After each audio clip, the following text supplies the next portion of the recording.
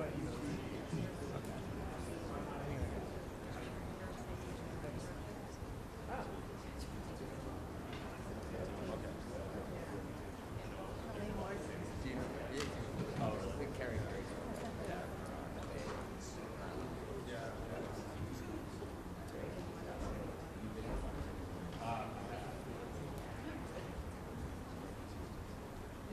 for sure. Yeah.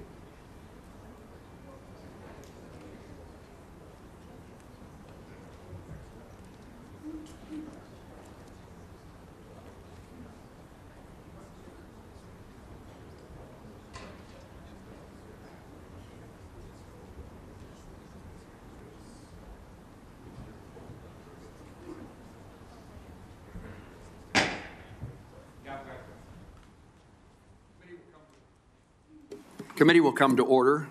The Subcommittee on Aviation and Space of the United States Senate's Committee on Commerce convenes today for what I consider a very important hearing. 57 days ago, our nation witnessed the first major U.S. commercial passenger flight crash in nearly 16 years. Families had their loved ones taken from them in an instant. Children lost their parents, husbands lost their wives, a Kansas couple lost their daughter, and a rural community in our state called Kiowa lost a husband and a wife, a pillar of the community, who were traveling to visit their daughter in college. I've taken that American flight before. There were many Kansans on that flight, and several of the members of this committee lost constituents on the American Airlines Flight 5342 and the Army's Black Hawk helicopter. In addition to the families who are grieving, our first responders made heroic efforts to find survivors and save lives, and the investigators have spent nearly 2 months searching the Potomac River and working to reconstruct wreckage to find answers. It has been a difficult 57 days. 67 lives that were lost on January 29th were taken prematurely in an accident that, by all indications, should have been avoided. Now, the families of these victims, the Federal Aviation Administration, the National Transportation Safety Board, the U.S. Army, and Congress are tasked with how to best honor the memory and make certain accidents like this never happen again. I want to highlight NTSB Chair Jennifer Hamady and NTSB Board for their diligence and transparency throughout the investigations.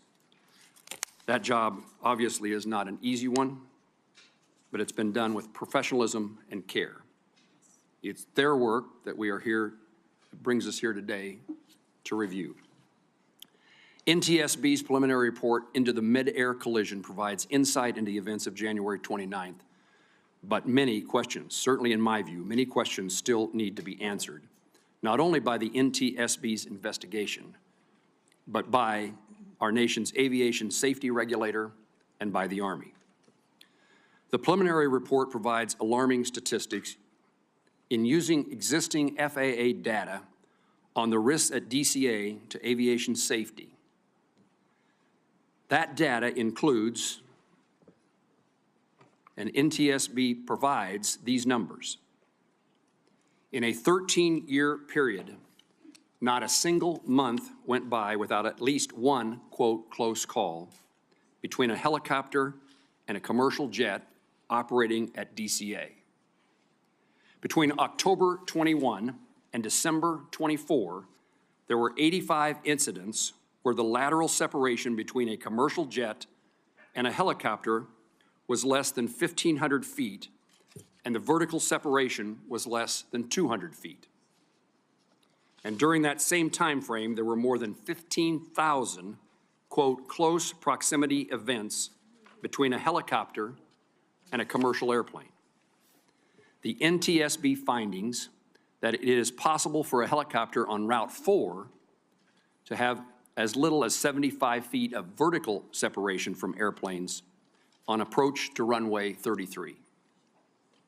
I commend the NTSB for issuing urgent safety recommendations, and I commend the FAA in acting to implement them, particularly the permanent restriction of non-essential helicopter operations at DCA. However, I want to know how, with these statistics in the FAA files, why prior to January 29th, the agency failed to improve safety protocols at Reagan National Airport. This committee worked tirelessly to pass an FAA reauthorization bill last Congress that prioritized safety, enabling our industry to continue innovating and equipping the FAA with the resources necessary to keep our skies safe. We need a permanent confirmed FAA administrator to implement this important framework for the future of the industry. President Trump recently nominated Brian Bedford to lead the FAA, and I look forward to his testimony before this committee in the near future. I commend Secretary Duffy for his push to modernize airspace, and I look forward to this subcommittee working together to keep America's traveling public safe and improve public trust in our air travel system. Demand for commercial aviation is expected to grow 4% each year over the next 2 decades, and along with new technology and commercial spacecraft entering our airspace. This will further place demands upon our airspace and require the tools and guidelines to ensure a safe airspace. American Airlines Flight 5342 and Priority Air Transport 25 carried innocent civilians, selfless service members, talented figure skaters, fathers and mothers, husbands and wives, sons and daughters. And while Congress' response to the January 29th ought to be deliberate and not executed in a knee-jerk fashion, Congress must make certain that this loss of life occurs never again. In this early investigation, we have many unresolved questions. Among those for me is, why was the ADSB out, not transmitting on the Black Hawk? Was it turned off or was there equipment malfunction? Why had precautions not been taken to mitigate the risk of collisions between commercial aircraft and rotor wing near DCA, the statistics I just described? What is the severity of this issue at other airports where combined traffic is also high? What explains the discrepancy between the altitude readings of the crew of the Black Hawk? Why did the Black Hawk's invalid pressure altitude data influence other systems that utilize this source? How the use of night vision goggles may have impacted the Black Hawk helicopter pilot's line of vision? And finally, how should the FAA evaluate combining duties of air traffic controllers? I'm appreciative for our witnesses being here today. I know they each take this circumstance seriously. I'm anxious to hear the discussion that they have with this committee. And the end result should be a better understanding, as well as working to identify and prevent tragedies today and into the future. I now recognize the ranking member of this subcommittee, Senator Duckworth, the senator from Illinois, for her opening remarks.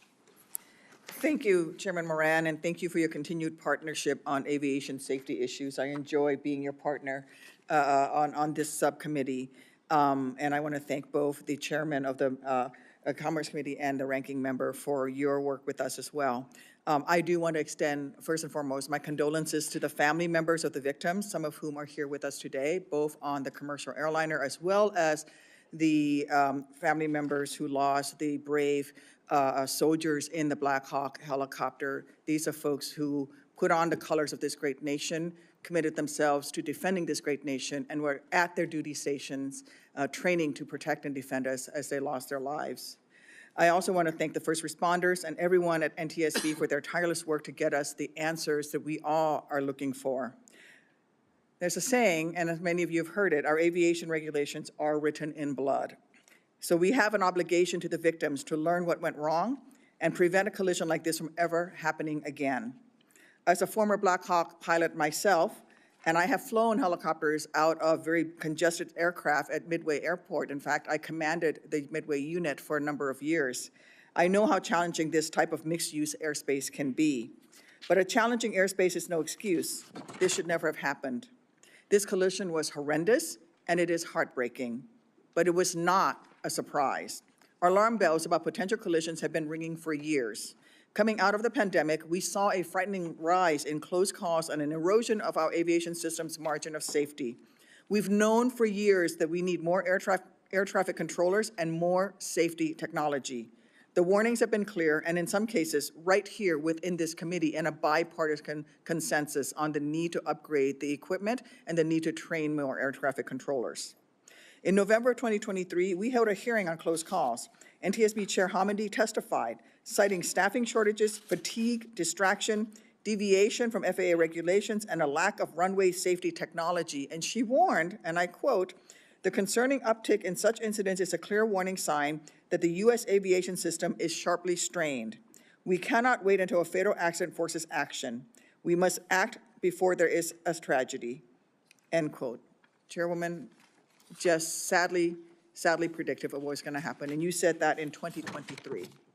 At the same hearing, the National Air Traffic Controller Association's president told us that staffing shortages were so bad that many air traffic controllers were working mandatory overtime, 6-day work weeks, and 10-hour days. He warned, and I quote, "Over the long term, this will continue to introduce unnecessary risk into the system," end quote. So we passed in a bipartisan way FAA reauthorization bill last year to help rebuild our aviation workforce and make critical investments in safety. The FAA is still implementing that new law, but clearly Congress has more work to do to shore up aviation safety in this great nation. In December of 2024, we held another hearing. The GAO told us that more than 75% of our aging air traffic control systems are unsustainable or potentially unsustainable. The deadly collision at DCA is not the only aviation safety incident so far this year. We've seen deadly crashes in Philadelphia and Alaska, a crash landing in Toronto that miraculously everyone survived, even after the aircraft flipped upside down. Earlier this month, we saw passengers standing on the wing of a 737 aircraft in Denver to escape a fire. And near misses keep happening. In February, a Southwest flight came within 200 feet of colliding with a FlexJet plane at Midway Airport. At such a dangerous time for aviation safety, when we need to bolster our workforce and invest in technology, the last thing we should be doing is making cuts to the FAA. Yet 2 weeks after the DCA crash, the Trump administration began firing hundreds of FAA employees. I say all of this because it is important context we need to keep in mind during today's hearing. We need to understand what happened at DCA, but we also need to understand how this fits into a much larger threat to aviation safety. According to the NTSB, DCA had many close calls in recent years between October 2021 and December 2024. As the chairman has said, there were more than 15,000 instances of commercial aircraft coming close to rotary wing aircraft. 85 of those had a vertical separation of less than 200 feet. And last year, there were also 2 high-profile runway close calls at DCA. NTSB's preliminary report raises several questions. Most notably, how did FAA allow a helicopter route to come within 75 feet of a runway approach? FAA has deconflicted the airspace, but DCA is not the only airport in the country where airplanes and helicopters share congested airspace. Several of us raised this at an earlier briefing, and thankfully, FAA is now evaluating 8 cities where this may also be an issue, including in Chicago. We also need to know more about what helicopter pilots knew about their altitude. Was their equipment working properly? Voice recordings showed the pilot and instructor pilot indicated different altitudes as they approached the Key Bridge, and NTSB determined that some of the altitude information on the helicopter's data recorder was invalid. There are also questions about ADSB. Why was the helicopter not transmitting ADSB out? Do commercial aircraft need to be equipped with ADSB in? How come so many helicopters are allowed exemptions from the ADSB out requirement at DCA? So I look forward to hearing from our witnesses, and I yield back, Chairman. Ranking Member Duckworth, thank you very much for your opening statement. She almost called me the ranking member. I did. There's no reason to apologize. Senator Duckworth was the previous chairman of this subcommittee, and I had a great opportunity to work with her as the ranking member. And I would indicate certainly to Senator Duckworth, but to those in the audience, this is a subcommittee that will set partisanship aside, and we will continue to work closely together to find the answers that we're looking for today, and beyond finding the answers, making certain that changes are made to prevent this tragedy. We are joined by the chairman of the full committee, Senator Cruz, and I now appreciate his presence here and his leadership on this issue from the very beginning. And I now recognize him for his opening statement. Well, thank you, Mr. Chairman, and thank you to the ranking member as well. I want to thank each of the witnesses for being here today, and I want to extend a particular welcome to the family members of the 67 crash victims who are here today for this hearing. I've met with many of you since the crash, and each of you have my very deepest condolences for your unimaginable loss. The crash involving American Airlines Flight 5342 and the Army Black Hawk helicopter was preventable. It didn't have to happen. And I want you to know that I am committed to using the power of this committee to determine if any policy failures led to this crash and making certain that Congress acts to correct them. This accident marks the first time a commercial crash in the United States has led to mass fatalities in over 15 years. While America's national airspace system has kept Americans safe for decades, this critical juncture shows that more action must take place to enhance the safety of our system. The hearing today will examine the factors leading up to the midair collision 300 feet above the Potomac River. Whether the Army's practice of disabling ADSB out is a glaring safety concern. Whether the FAA missed warning signs with thousands of instances where helicopters and commercial aircraft at DCA came too close to colliding. Whether the communications between the air traffic controller and both of the pilots of the American Airlines flight and the Black Hawk helicopter was inadequate. The families of the American Airlines Flight 5342 victims deserve answers. Congress deserves answers. And the American flying public deserves answers to these important questions. The NTSB does terrific work. I'm grateful to Chairman Jennifer Homendy and her team for their thorough investigation of this accident. The preliminary report being discussed today is factual. It does not include analysis, nor does it include findings. It is just one step in what will be a lengthy and ongoing investigation. This committee will closely follow how that investigation proceeds and look forward to the NTSB's full findings. Some actions, however, cannot wait. Aviation safety is dependent on what is called the Swiss cheese model. Each layer of cheese represents a defense against an identified risk, building redundancy into the system to plug holes and prevent accidents. After decades of advancements, the U.S. aviation system has been held up worldwide as the gold standard of safety. The FAA's air traffic organization depends on thousands of talented air traffic controllers, hundreds of millions of dollars in annual investments to sustain technologies used to operate the air system, and billions more invested in technologies and facilities across the system. Even with these significant investments, the air traffic system is failing. Facilities, which are falling apart, are short-staffed, and projections show that the shortages will last for years. Over the weekend, the NOTAM system broke down for a third time in just 2 years. Congress has provided tens of millions of dollars in the past two years to modernize the NOTAM system, and it has broken down already twice this calendar year. President Trump and Secretary Duffy have pledged to take action to improve the air traffic control system. I plan to lead this committee in passing legislation to do the same. We must provide resources for the needed short, medium, and long-term improvements that chart the path to success and sustainment for the air traffic system. Earlier this week, I issued a call to aviation stakeholders for specific ideas to improve the air traffic system. I asked for concrete proposals, taking nothing off the table prematurely to make sure that whatever resources and authorities Congress provides to the administration will make a lasting difference. My proposal will complement the Trump administration's forthcoming plan. What the tragedy of Flight 5342 shows us is that it is never too early to act to improve aviation safety.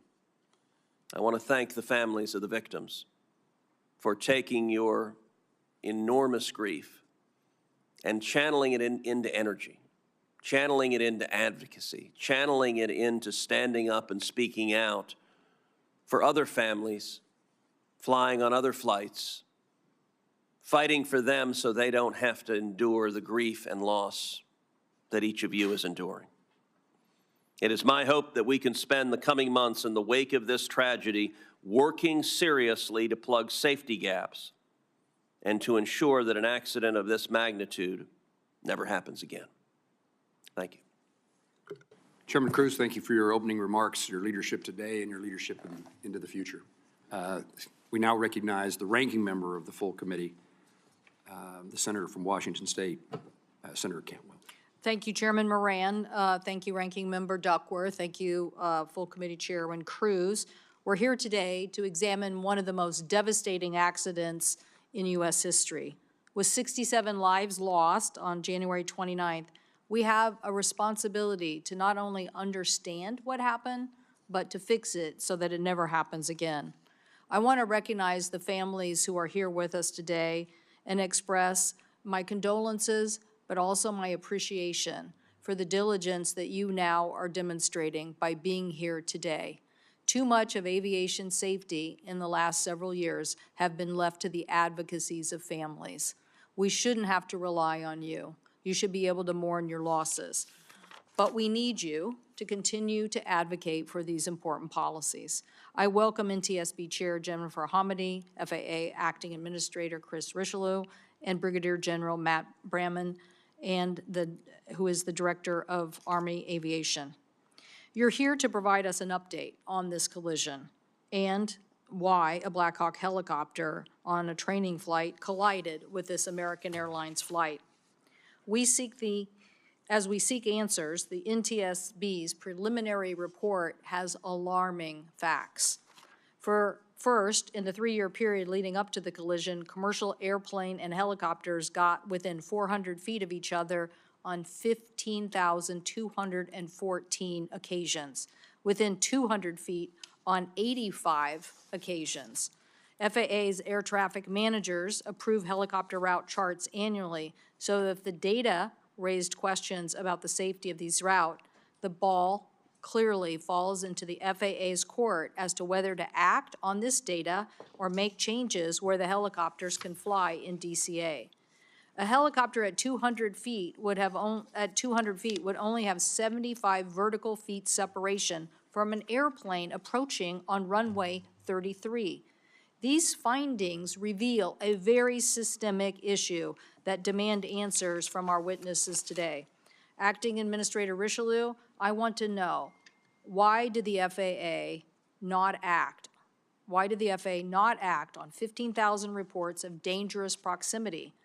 How were these helicopter routes allowed to remain when alarm bells were literally going off in the towers? This lack of oversight must change. The Army Black Hawk helicopter was not transmitting what is known as ADS-B out signal, although we don't know why. What we do know is that the military told our colleagues, House Delegate Eleanor Holmes Norton in 2023, that the military operates 100% of its flights in the National Capital Region without this safety technology, 100% of the time. On March 7th, I wrote Secretary Hegseth about this issue for a response, asking to respond by March 21st. I've still heard nothing back. I do not like this silence. It's deafening. General Bramman, I have questions about these policies, especially given that the FAA's 2019 rule stating that the deactivation of the ADS-B out technology pursuant to an exemption was not to be routine. Well, the Holmes letter says that not only was it far from routine, 100% of the time operated with this exemption. Acting Administrator Richelieu, your agency gave government airspace users a loophole. What we want to know now is why this was allowed to continue if we had this data and information. And are there any other agencies that are acting with ADS-B out that we haven't addressed yet? The FAA rule needs to change. Chair Hamady, I will be asking you about ADS-B requirements. In 2010, the FAA said that it was premature to require this kind of equipment on operators. Yet, at the same time the FAA made that decision, just 2 years earlier, you wrote a letter saying, disagreeing with them, but saying that the conclusion stating the, quote, the equipage of aircraft with ADBS out in capacity will provide for an immediate substantial contribution to safety, especially during operations in and around airports. Why did we not listen? 15 years later, commercial aircraft are still not operating with this. If American Airlines regional jet had been equipped with this ADBS it would have been able to receive the Black Hawk's transmission, giving it a better intelligence on positioning. Tim Lilly, the father of the pilot from the commercial craft, who he himself is also a Black Hawk helicopter pilot, and his wife, Sherry, spent many years working at Gulfstream. They know a thing or two about aviation. They gave me a list of actions they hope Congress can take to improve safety. Mr. Chairman, we all need to work together on this critical safety legislation. Legislation to close the ADSB out loophole, require more commercial jets to have ADSB in capacity when operating near our nation's busiest airports, and have stronger information sharing between our military and civilian authorities. This isn't just about policy, it is about saving lives. To my colleagues, I hope that we can work together in a bipartisan fashion, since the FAA Reauthorization Act did require next-gen completion by 2025. We also directed the FAA to develop a plan for accelerating airline equipage with next-gen technologies, and authorized $17 billion through 2028 to modernize and replace the FAA ATC systems and infrastructure. So I do want to say, I do not believe in cutting the services, the benefits, or the training of our air traffic controllers. We need them, and we need them to do their job. I supported Senator Cruz's efforts to continue to advance more training centers to get more air traffic controllers trained. But now we need to learn this painful lesson. We need to make sure that we are preventing future accidents from happening. We must be unwavering in this effort. Thank you, Mr. Chairman, and I yield back. Ranking Member Cantwell, thank you for your opening statement. I'll now introduce our panelists who are here to testify. Our first witness is Jennifer, I'm sorry, I should put a title before you. Our first witness is Chairman Jennifer Hamady of the National Transportation Safety Board. The NTSB is an independent federal agency that investigates every civil aviation accident in the United States and significant events in other modes of transportation such as rail, transit, roadway, and pipeline. She has served as the chairwoman since 2021 and is a member of the NTSB board since 2018. Our second witness is Mr. Chris Rochelot, Acting Administrator of the Federal Aviation Administration.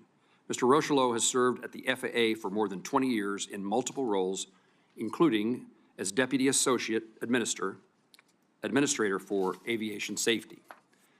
And our third witness is Brigadier General Matthew Brahman, Director of Army Aviation for the headquarters of the Department of the Army.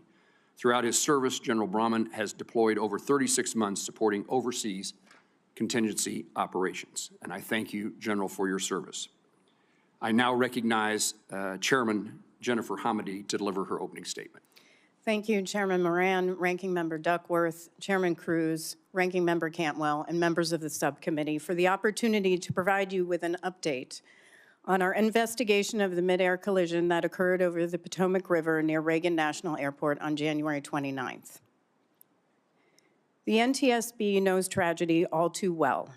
We experience it every day, which is why we fight so hard for safety. Yesterday, we remembered the 6 lives lost during the collapse of the Key Bridge in Baltimore a year ago. Today, we once again mourn the 67 lives lost at DCA, the 7 in Philadelphia, 10 in Nome, Alaska. We often talk about safety in terms of numbers. Did accidents, fatalities go up or down? It's important that we remember today that those who died at DCA and in other accidents we investigate aren't numbers.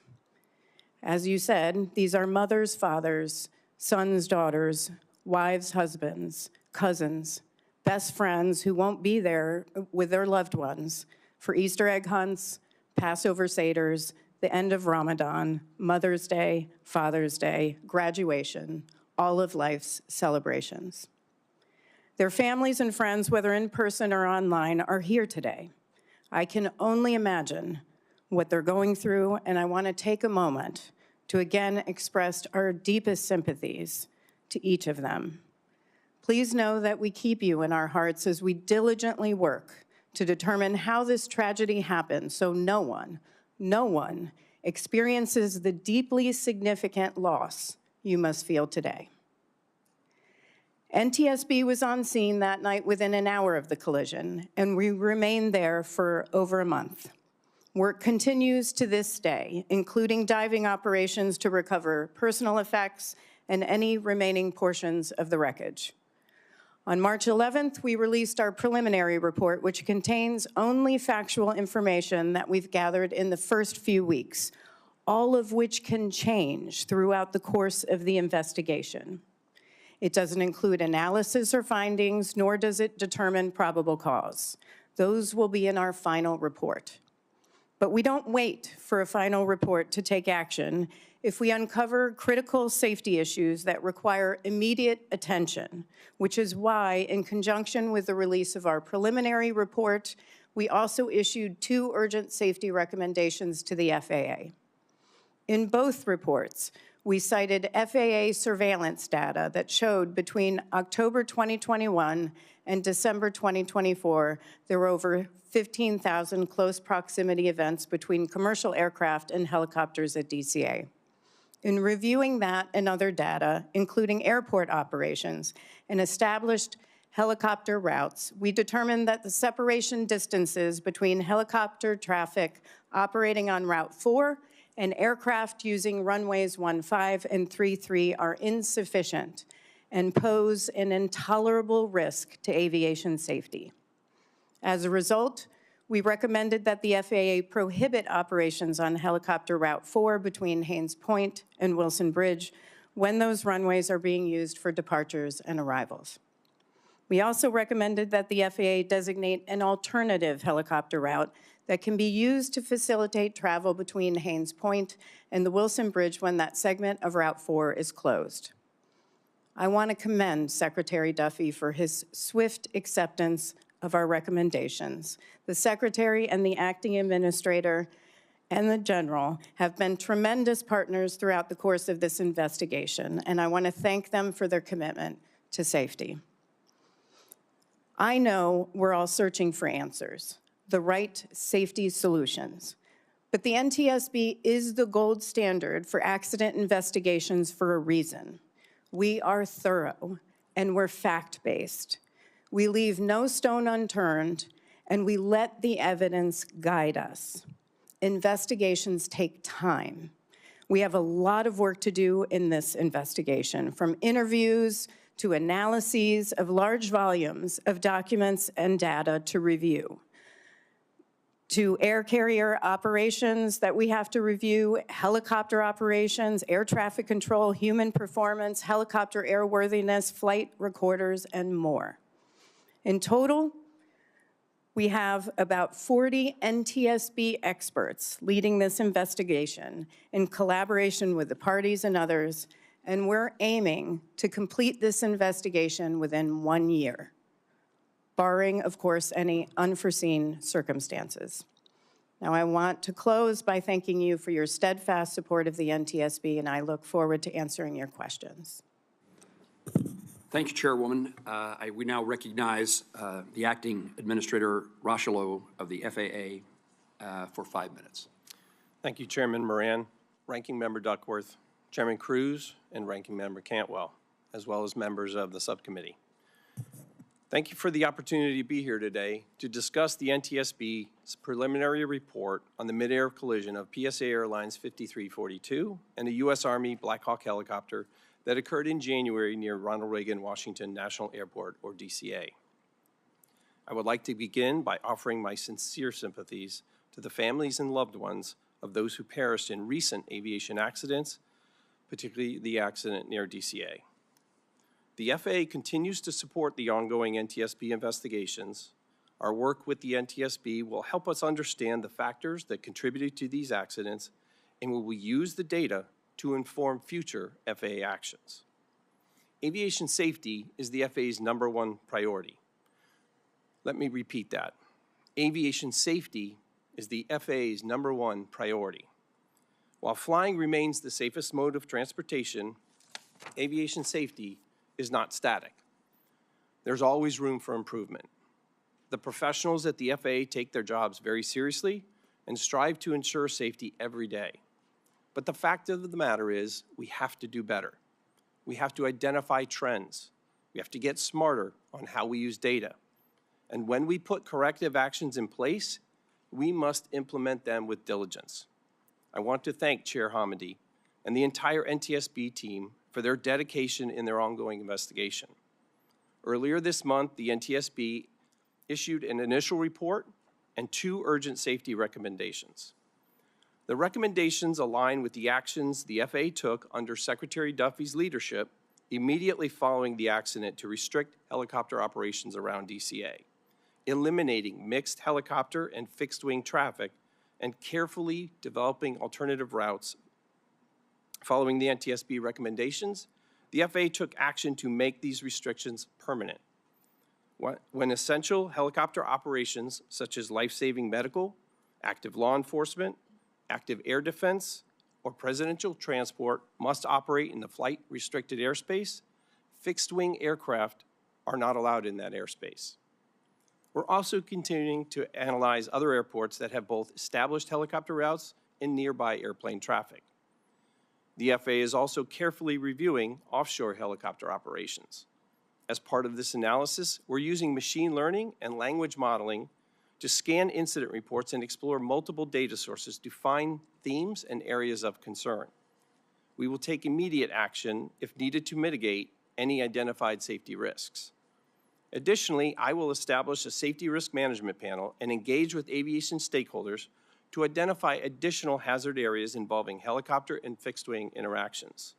And all aircraft operating in DCA Class B airspace will be required to broadcast their position and identification using ADS-B out, with very limited exceptions.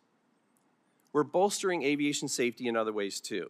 Air traffic control staffing is a top priority, as air traffic controllers play a critical role in keeping the American people safe. Right now, we have over 10,750 controllers on the job, with over 3,000 in training.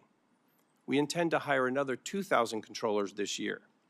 We have streamlined the hiring process and incentivized hiring with a 30% increase in the salary of those who qualify to attend the FAA's Academy. And we're already seeing positive results from these improvements. During the hiring surge that closed last week, we received over 10,000 applications, and more than 8,000 of those were referred to testing. We also continue to maintain rigorous oversight of Boeing to ensure the safety and compliance of its aircraft designs and operations. This oversight extends to ongoing monitoring of Boeing manufacturing practices, maintenance procedures, and software updates. We're working closely with Boeing to address any safety concerns and to ensure that all required modifications and improvements are made to meet the highest safety standards. We have a strong foundation at the FAA, and we're going to make our agency even stronger. We are refocusing our energy and directing all of our resources to safety, and will continue to recruit, train, and retain the best and brightest for the FAA team. I thank you for the opportunity to testify today. I also thank President Trump and Secretary Duffy for putting their faith in me to lead the FAA during this time. The work we do at the FAA isn't easy, but it's vitally important to the American people, and I'm proud to once again be part of the FAA team. I look forward to your questions. Thank you, sir. Recognize Brigadier General Matthew Brayman for his testimony. Thank you, Chairman Moran, Ranking Member Duckworth, Chairman Cruz, and Ranking Member Cantwell, and distinguished members of the committee. I appreciate the opportunity to come here before you today to speak about the midair collision that occurred between an Army Black Hawk helicopter with the call sign PAT-25 and American Airlines Flight 5342. First and foremost, on behalf of Army senior leaders and all of our soldiers, I want to pass my continued condolences to all those that are affected by this tragedy. I want to thank the professional work of our first responders and the federal, state, and local agencies that responded within minutes to the crash site and aided in the recovery. I want to thank Chairman Hamady and the NTSB for conducting a thorough investigation, facilitating a close and transparent relationship with the Army as we conduct our parallel investigations. The NTSB remains lead in the investigation, so I can't offer facts and recommendations at this time, but I can offer an Army perspective on the preliminary report and provide clarifying information on Army helicopter operations, and certainly can do that here in the Washington, D.C. area. For context, Pat 25's unit, the 12th Aviation Battalion, falls under the Army Aviation Brigade, or referred to as the TAB. And that unit has the mission to provide continuous, responsive aviation support to senior military and government leaders to enable continuity of government operations and defense support to civil authorities. The TAB is one of dozens of organizations, both civilian and military, that operates helicopters in the D.C. area. Our aircraft continue to meet all requirements to operate in the national airspace, in Class B airspace, and the helicopter routes in Washington, D.C., and they operate under positive control of flight services when within 30 nautical miles of DCA. Pat 25 was operating out of Davison Army Airfield at Fort Belvoir. The crew of 3 were fully qualified to fly in the local area. The pilot in command, CW2 Andrew Eaves, was an instructor pilot. The co-pilot, Captain Rebecca Lobach, was a qualified pilot in command as well, and the crew chief, Staff Sergeant Ryan O'Hara, was a standardization flight instructor. The night of 29 January, Pat 25 was conducting an annual proficiency and readiness test, or APART. And as part of that flight, was approved to operate at contingency locations associated with their directed mission. This has led to questions as to whether Pat 25 was transmitting automatic dependent surveillance broadcast out, or ADSB out. The specific status of both its operation and functionality is something that is under the investigation of the NTSB. The crew, however, was approved to operate with that capability off in accordance with Army policy. The aircraft transponder, however, was active with Mode 3 Alpha Charlie and Mode S when within the Class B airspace and was emitting all the required information to allow air traffic services and traffic collision avoidance systems to detect and track the aircraft. Army policy does not permit transponder off operations in the national airspace. They do not permit transponder off operations. There is certainly no shortage of speculation on potential causes of the accident. I understand well the desire for answers. As the Director of Army Aviation and a senior Army aviator, there is nothing more important to me than the capability, proficiency, and safety of our air crews and those whom they transport and support in defense of this nation. And I'm also personally invested in the safety of our commercial aviation enterprise, as I live with an airline pilot, and her safety and the safety of her passengers is paramount to me as well, which is why it is essential that we see this investigation through to its fruition so we can have well-informed, facts-based conclusions to make desired change when needed. But where prudent, the Army is not waiting to take action. Immediately after the accident, the 12th Aviation Battalion paused all operations. They've only recently resumed flights and only outside the 7 nautical mile radius of DCA, with the exception of flights directly supporting the Secretary of Defense and the Chairman of the Joint Chiefs, and that remains true today. The Army continues to fully comply with all FAA restrictions on helicopter traffic over the Potomac River near DCA. The Army is actively participating, along with other military services and agencies, with an FAA-led working group to redesign the Route 4 helicopter corridor as recommended by the NTSB in its preliminary report. We've also issued interim guidance to elevate the approval authority to operate ADSB off. The Army is fully committed to a transparent and collaborative review of the events of 29 January and of all operations in the vicinity of DCA. We support any and all efforts to ensure a tragedy such as this never occurs again. Thank you for the opportunity to appear before this committee, and I look forward to answering your questions. Thank you, General. Let me begin by asking witnesses questions, and then we'll alternate between Republicans and Democrats based upon time of arrival after the leadership of the committee has their opportunity to ask their questions. Chair Hamady, let me begin with you. First of all, I am interested in learning about the occurrences that have been described. I described in my opening statement about near misses and occurrences, TCAS advisories that occurred on numerous occasions over a long period of time.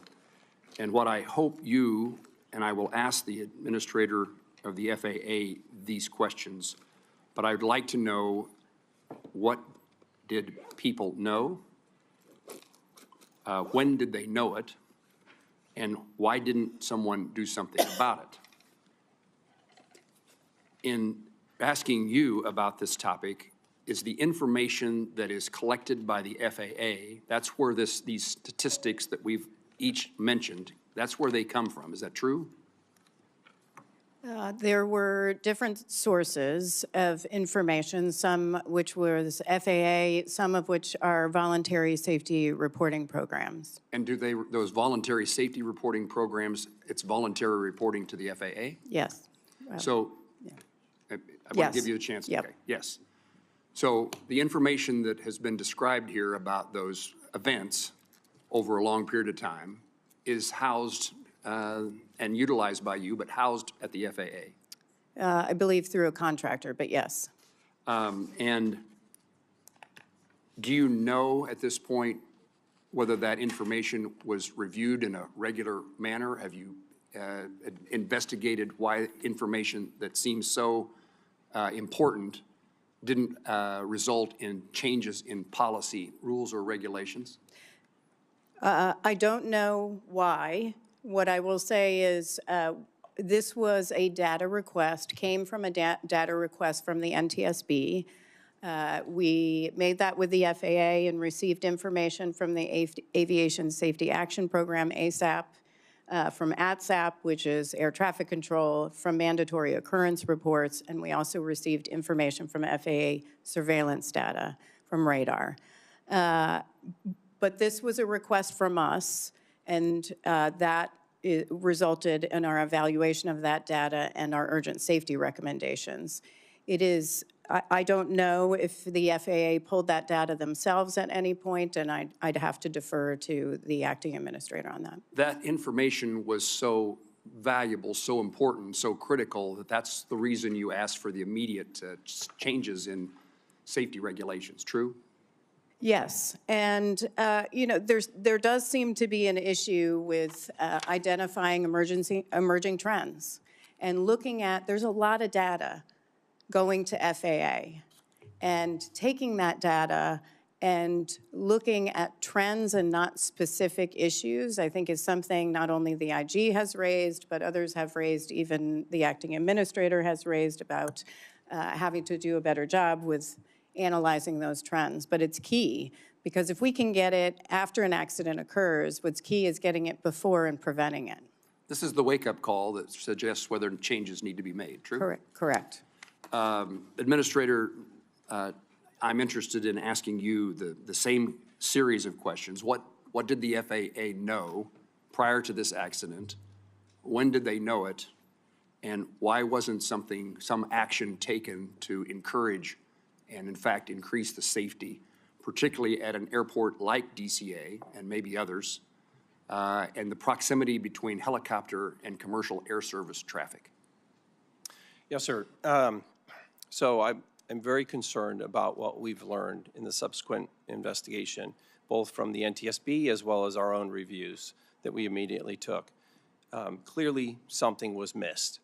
I would say immediately after the event, we took the action, again, I referenced earlier, with Undersecretary Duffy's leadership, to restrict air traffic in that area, to ensure there was no helicopter traffic, as well as fixed wing. My question is, what did not happen at the FAA that would have highlighted this problem earlier, at the time in which this information is acquired by the FAA, but apparently not looked at until the accident? So the actual process by which, there's an ongoing review all the time of the data that is available.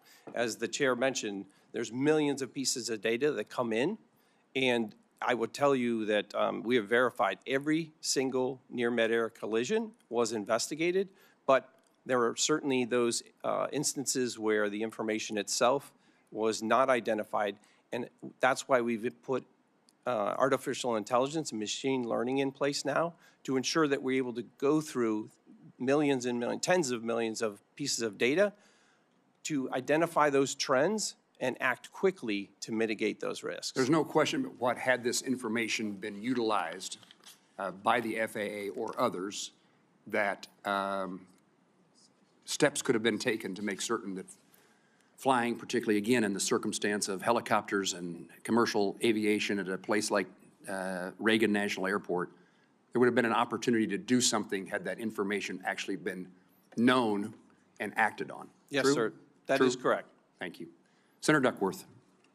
Thank you, Mr. Chairman. Following up on the chairman's questions, which is also my first question, Mr. Rushlow, can you tell me if this new methodology using the AI or whatever other methodology you're using to look at the aggregate data is being applied to other airports where there is close helicopter traffic in proximity to landing aircraft? Commissioner? Yes, Senator, it is. We have 10 locations around the United States, including Alaska, Anchorage, that we're looking through right now, what we are referring to as hotspots, to look at similar trends, similar activities as it relates to fixed wing and helicopter operations.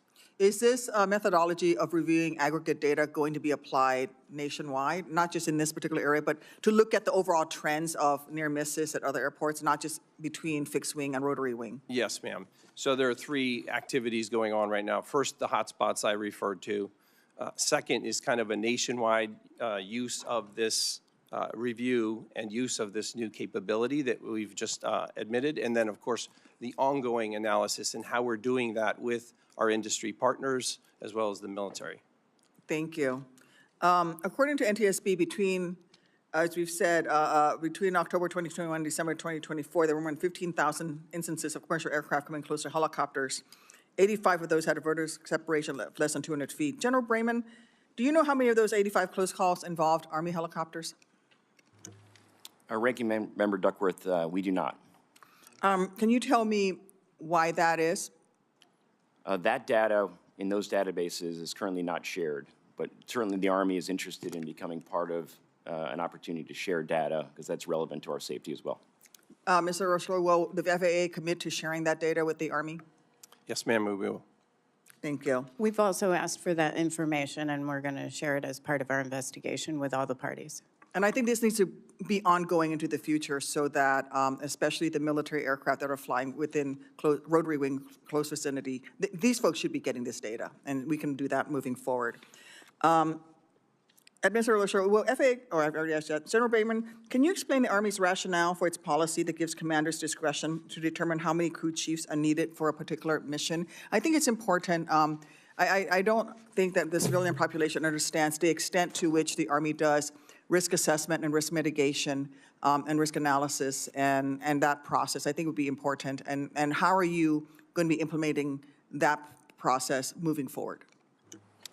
Thank you, Ranking Member Duckworth. I realize that I have broad authority as the Army aviation regulation proponent to direct how every aircraft and every operator conducts their mission.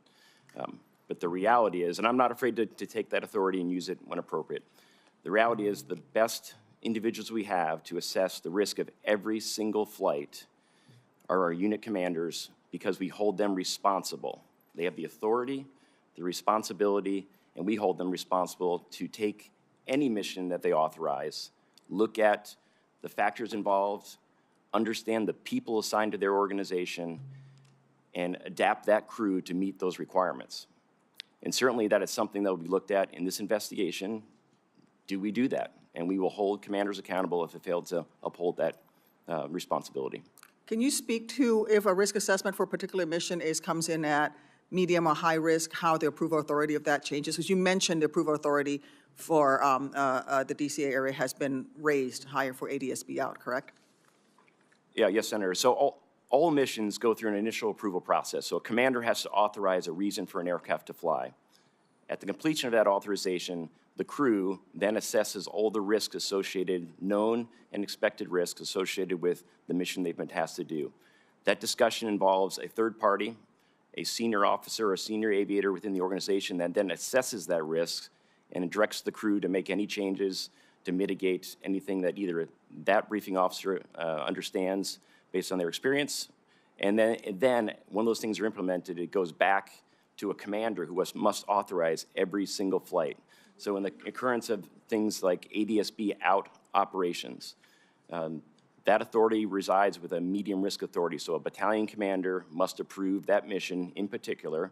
And in this case, the policy allowed that to be delegated down to a company commander. And they must approve that it meets the standards of the policy completely. We have now elevated that risk to high risk. That requires an 06 commander to approve any mission that has ADSB off. Mr. Chairman, I'm going to ask your indulgence for an extra 30 seconds because my next question I think applies to everybody here, and I think people will be interested. Please proceed. Thank you. This is for the FAA. I am hearing that there is a backlog of air traffic controllers waiting to get their FAA medicals approved so that they can return to duty. And we have an air traffic controller shortage right now. I think in the Chicagoland area, there's about a dozen air traffic controllers who are waiting for, they got new medication, whatever it is, but they're waiting as long as 12 to 18 months to get an appointment or to get a ruling from the FAA medical office so that they can actually get back on the job. And they're just sitting there not able to do their job. And I think this is a problem at all of the major airports around the country. I'm sure every one of us has air traffic controllers waiting to be put back onto duty, and they can't because of the backlog with the FAA medical system. Can you speak to that? And will you commit, if I give you a list of my air traffic controllers who've been waiting, will you take a look at those folks and make sure that their medical issues are addressed so we can get them back on the job? Yes, Senator, I commit to that. Chairman Cruz. Thank you, Mr. Chairman.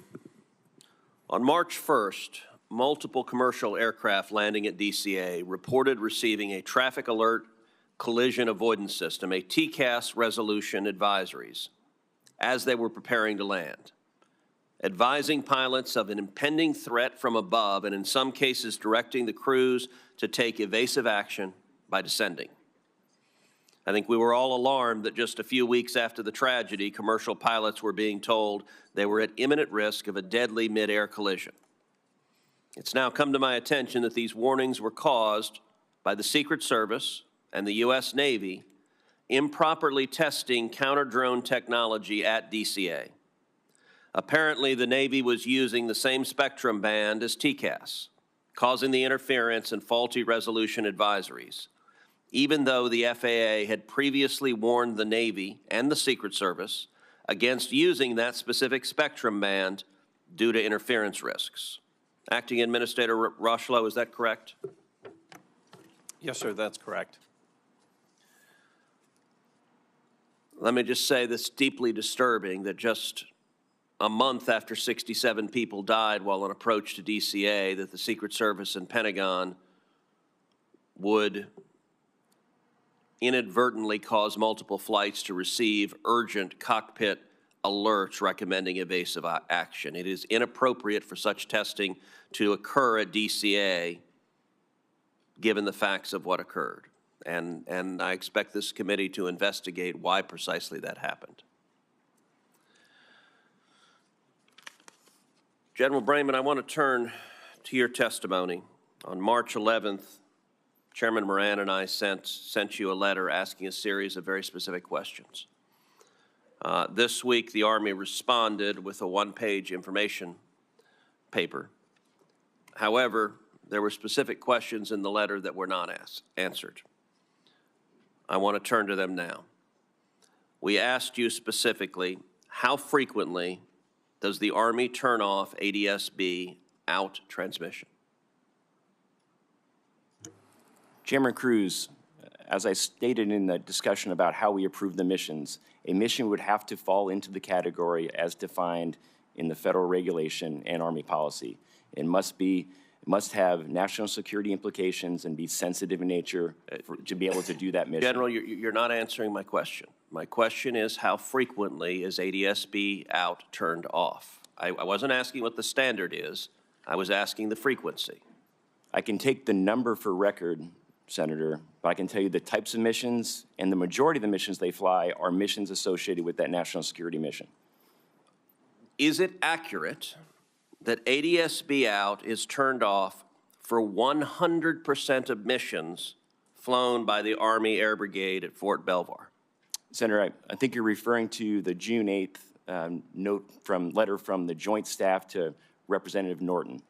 In the context of missions, meaning the operations that the 12th Aviation supports in their mission requirements, I would say that's an accurate statement. I would not say that's an accurate statement of 100% of the flights being flown by that organization.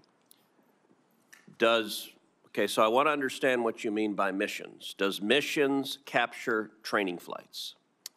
Only training flights that would have been operating in a location that's sensitive as part of their continuity of government operations. Well, that would be all of them around DCA, is that correct? Only specific sites that are part of that continuity of government operation. In your one-pager, you said 75% of the flights are mission rehearsal readiness flights. Are those operated with ADSB out? They are, Senator, yes. So right now, today, the Army is flying helicopters in and around DCA Airport with ADSB out turned off. Is that correct? When conducting their NORTHCOM directed mission, that is correct. I have to say I find that shocking and deeply unacceptable. And I want to encourage the Army right now to revisit that policy and to revisit that policy today. And I can tell you, if the Army chooses not to, I have a high level of confidence that Congress will pass legislation mandating that you revisit the policy. If today another accident occurs over DCA with another helicopter that had ADSB out turned off, the Army will have very direct responsibility for that. And I am at a loss to come up with any justification for risking the lives of the traveling public with that decision. You can't change the decisions made yesterday, but you can change decisions made forward. Now, it's my understanding the Army has a memo, August 9th, 2024, entitled ADSB Out Off Operations in the National Airspace. My staff requested that memo from you, and my understanding is your team declined to provide it. That is also unacceptable. I want to ask you at this hearing, will you commit to providing that memo to this committee? Senator, I'll commit to reviewing the information and getting what we can to you. Absolutely. That answer needs to be a yes, that you will provide that memo to this committee. Senator, we'll review that and we'll look at the ability to give it to the committee. Absolutely. If it is not provided to this committee within 24 hours, I am confident that you will have a senior commanding officer give you a direct order to provide that that memo to this committee. And I just want to underscore, there's no reason the Army has to wait for the conclusion of the NTSB report to revisit your policy on ADSB out. You can do so right now. And I got to tell you, I spent this morning looking in the eyes of family members who lost family members. I don't know how I would do it tomorrow to another room of family members who lost loved ones because yet another helicopter was flying with ADSB out. And so I cannot urge you more strongly, change that policy right now. Senator Cantwell. Thank you, Mr. Chairman, and I too have asked for the same memo, so I want to follow on in the same line as Senator Cruz. I also want to associate myself with the information you're requesting on spectrum interference. This is one of the issues that I think, one of the reasons why I think spectrum and spectrum fights are so important is because I think the agencies with adjacency and issues, we can't leave this up to the flying public, and But I want to go back because, Brigadier General, you mentioned in your testimony, we now have the additive dialogue that we just heard, but you said it's not allowed. You're saying it's not allowed. ADBS out was not allowed. That's what you said earlier. Is that in your testimony? In addition to the Holmes letter, you basically stated that using ADBS out, it's not like it was it was not allowed. Army policy is ADSB out is not to be used for routine use. Okay, so, acting administrator, did you know this? Did the FAA know this? Did the FAA know and understand and absorb this? Did you know that you were allowing a flight to go within 75 feet of each other and there was no signaling message that we have already identified as a safety measure is something that we have had as a requirement? So I understand the FAA was aware of this. We have an existing memorandum of agreement with the Department of Defense. Did you know it was 100%, as the Eleanor Holmes Norton, and as the Brigadier General is pretty clear this morning, we don't allow it, even to the point of not answering Senator Cruz when they're going to change it, because I'm pretty sure their attitude is going to be, we don't allow it. He's going to say he would rather have a route somewhere where he can fly without it. That's what he's going to say. And so, you know, that's a separate issue over here. Our job, though, is the FAA oversight, and you can't give exemptions to things that you don't understand. And so he, in their application, kind of made it sound like, well, it's not going to be that routine, but he's very clear. They're never turning it on if they don't have to. They're never turning it on. So what I don't understand is why the FAA didn't understand that. Why you would allow this design. This is the wrong design. Whoever said you could fly in this airspace this close together without a safety feature that was already being required by the FAA and then giving them an exemption makes no sense. So why did you allow it to happen? So I can't speak to why the previous administration may have allowed for that memorandum of agreement, which is why we, effective today, will require in any DCA Class B airspace, ADSB out to be turned on except in very limited circumstances. What are those other limited circumstances? So that other would- agencies? Is there any other agency that's doing this?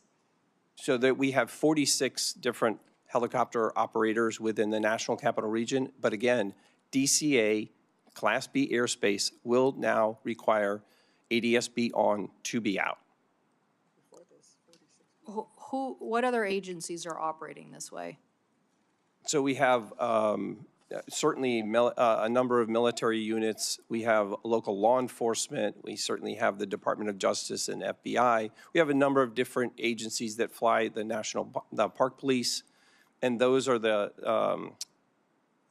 entities that we're working with closely now to make sure, first and foremost, they understand the new restrictions that we have in the airspace. Do they have exemptions?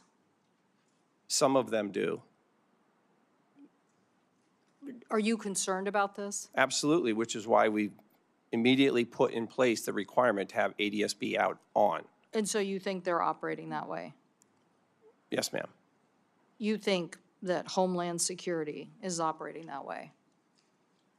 They are operating, effective today, they will be operating with ADSB. Effective today? Yes, ma'am. So for the last month, you've known, as I am going to submit for the record, a letter from the Department of Homeland Security that basically says, under the Federal Aviation Waiver, all U.S. Custom and Border Protection, air and marine operations in the capital region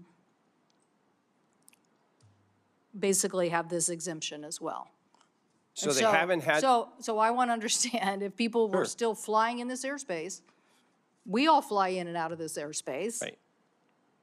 Do we now have to worry about other operators in this airspace that may be doing the same thing as happened with the military? So And I now should- you're telling me you're going to take action today. I should clarify, immediately after the accident, we put the restrictions in place so that no mixed traffic could occur. No helicopters and fixed wing in the same airspace.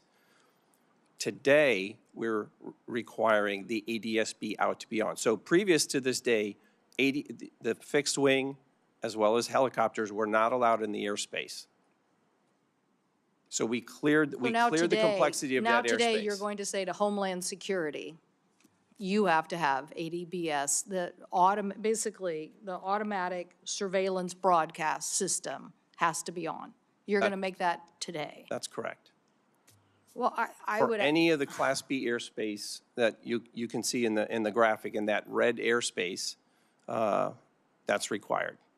Acting Administrator, you're not building faith in this system of oversight of the FAA if you're telling me that we now have a bunch of other operators in this airspace that you now said after the accident were prohibited, but now you're going to turn it back on, and if they meet this requirement. And we have letters from them thinking that they're exempted.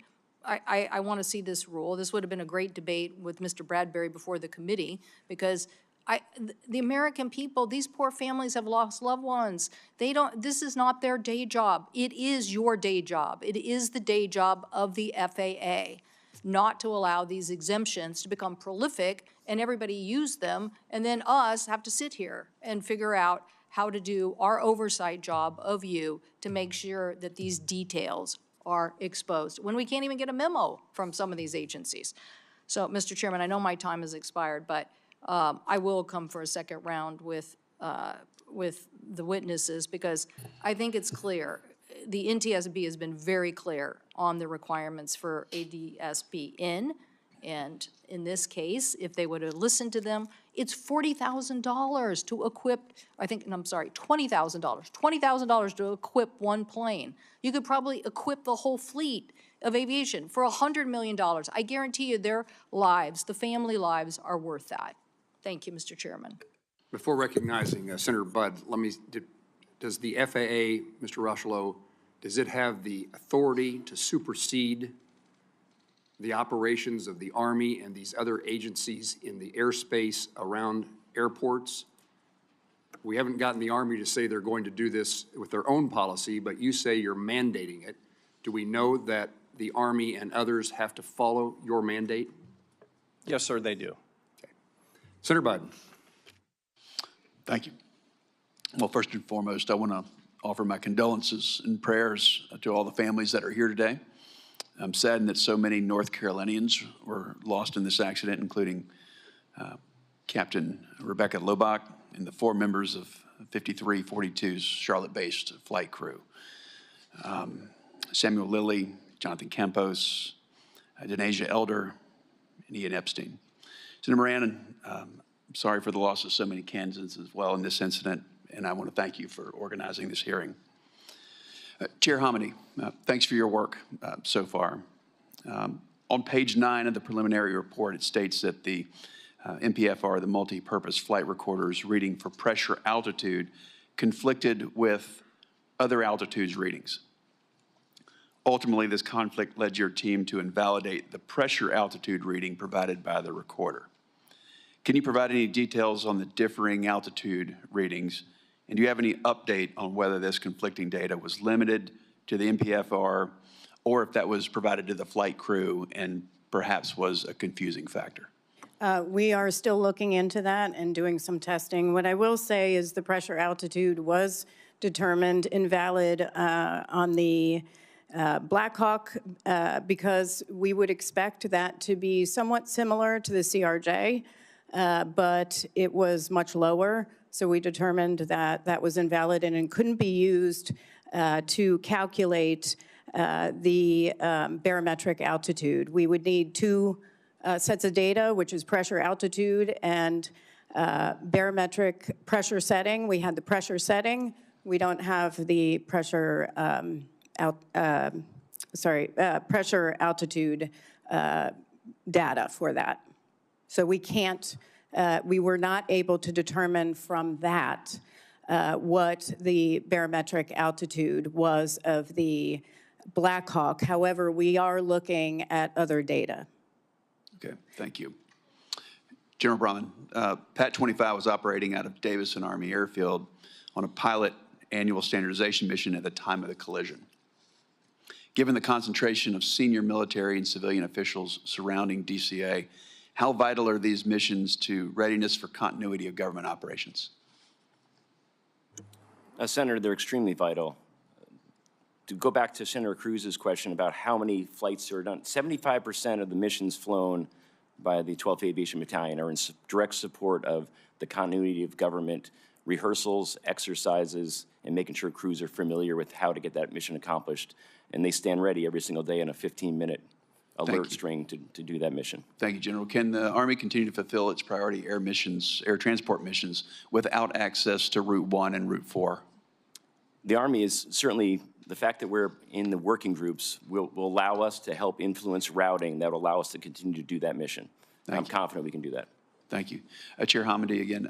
In your view, is the permanent closure of Route 4 the only solution that allows for continued operations of both rotary and fixed-wing aircraft around DCA? And it's permanent closure when runways 15 and runway 33 are in use. That was our recommendation to the FAA. Thank you. Yep. Administrator Rocheleau, the aviation investigation report from the NTSB shows that the separation between an aircraft on approach of runway 33 would have a mere 75 feet of separation from a helicopter operating on Route 4 and hugging the shoreline of the east bank of the Potomac. Was the FAA aware of this conflict prior to January 29th? And given the insufficient vertical separation that we're talking about, was the FAA relying solely on controllers in the DCA tower to deconflict the approach to runway 33? So the FAA was aware of the design of that airspace in advance of December 29th.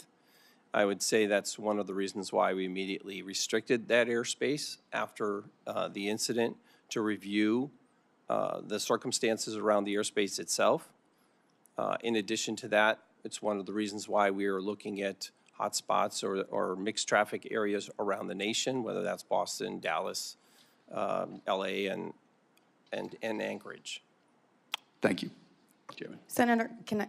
Please. There is a DC helicopter working group that we have been trying to figure out who is part of the working group and get minutes and get documents from that working group to see what information was shared and what was discussed over the years. We have not been able to attain that yet, and I hope we can from FAA and others. Are you a part of that working group? We are not part of that working group. But you have access to it, and they are willing to provide what they find. We have requested information. We have not even been able to identify who is part of the working group firmly and get documents as part of that working group. We've requested all of that information because we do want to evaluate what was discussed. We're also going to interview the FAA cartographers on how this route was mapped because that 75 feet is max. That is the maximum. It goes down from there as the glide slope comes down to, as commercial aircraft approach runway 33. Thank you. So let me see if I can help Senator Hamady, Chairman Hamady. That's a very hard job, no. You are very good at public relations with senators, that we recognize the challenges you face. So do either one of you belong to this working group? Does the Army or the FAA participate? And can you answer that so the NTSB can pursue information? I mean, the FAA, it's the FAA's working group. It's the FAA's working group. All right. Mr. Rocheleau, what's the problem? I'm happy to work with the chair. We've been working extremely closely together on this investigation, and I'm happy to work with the chair and understand why she hasn't received that information and make sure we follow up on that. Can you think of any reason that NTSB shouldn't be a part of that information? Off the top of my head, I can't. I don't know why they would be restricted in that, and I certainly will talk to my folks when we get back. Thank you. Yes, sir. Chairman, should we ask is the Army part of this working group as well? The Army is part of the working group. Yes, Senator. There are apparently 17 entities that are part of the working group. We just haven't been able to verify who all the entities are. Surely the FAA is in charge, and they can help you. Surely I would have been happy to understand that before today and work General, with you the know any chair. reasons that the working group's efforts can't be known by NTSB? Absolutely not. Thank you. Let me follow up. Mr. Rocheleau indicated that the FAA does have the authority to require ATSB out. Do you agree with that assessment that the FAA can make this decision and if you don't follow the FAA policies, then you're precluded from the airspace? Chairman, the Army operates 100% under FAA authority. Very good. And let me turn to the perhaps the next steps or new information, and to this I'll go to Chair Hamady. Since the report that we're discussing here today is 2 weeks old, what has transpired, if anything, in those 2 weeks? Have you discovered any new and relevant information that you can share with us?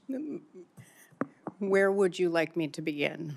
One thing I can say on ADSB out, off, that's policy of the Army, but we are also still looking at installation programming and potential for equipment malfunction. And the reason I mention this is because the accident helicopter, for this accident helicopter, no ADSB data had been received from an FAA ground station for 730 days prior to the accident. And that was abnormal. So we began looking at the fleet for the battalion. The battalion had 25 helicopters. That includes this particular helicopter. 9 of them were Mike models, and all were transmitting ADSB out when they were turned on, because we have to verify that it's working. There were 16 Limas, including the accident helicopter, which we're still looking at, but 7 were transmitting when ADSB out was turned on. 8 were not, and stopped doing so sometime between May and November 2023. We don't know why. 5 of those started transmitting since the NTSB identified the issue and began working with the Army to try to isolate the reason. So I just want to let you know that you can have ADSB out on, but you also have to make sure that it's working. You indicated working with the Army, but there's other participants in this arena. Absolutely. And then were you narrowing it to the Army as if something is necessarily wrong there? Or more broadly, there's a problem in receiving the information? For the ADSB out on, we wanted to look at the helicopter fleet for the battalion to see if whether ADSB out on, when turned on, was actually transmitting data. Because we did think it was abnormal that for the helicopter involved in the accident, it wasn't transmitting data for so long. Any explanation, General?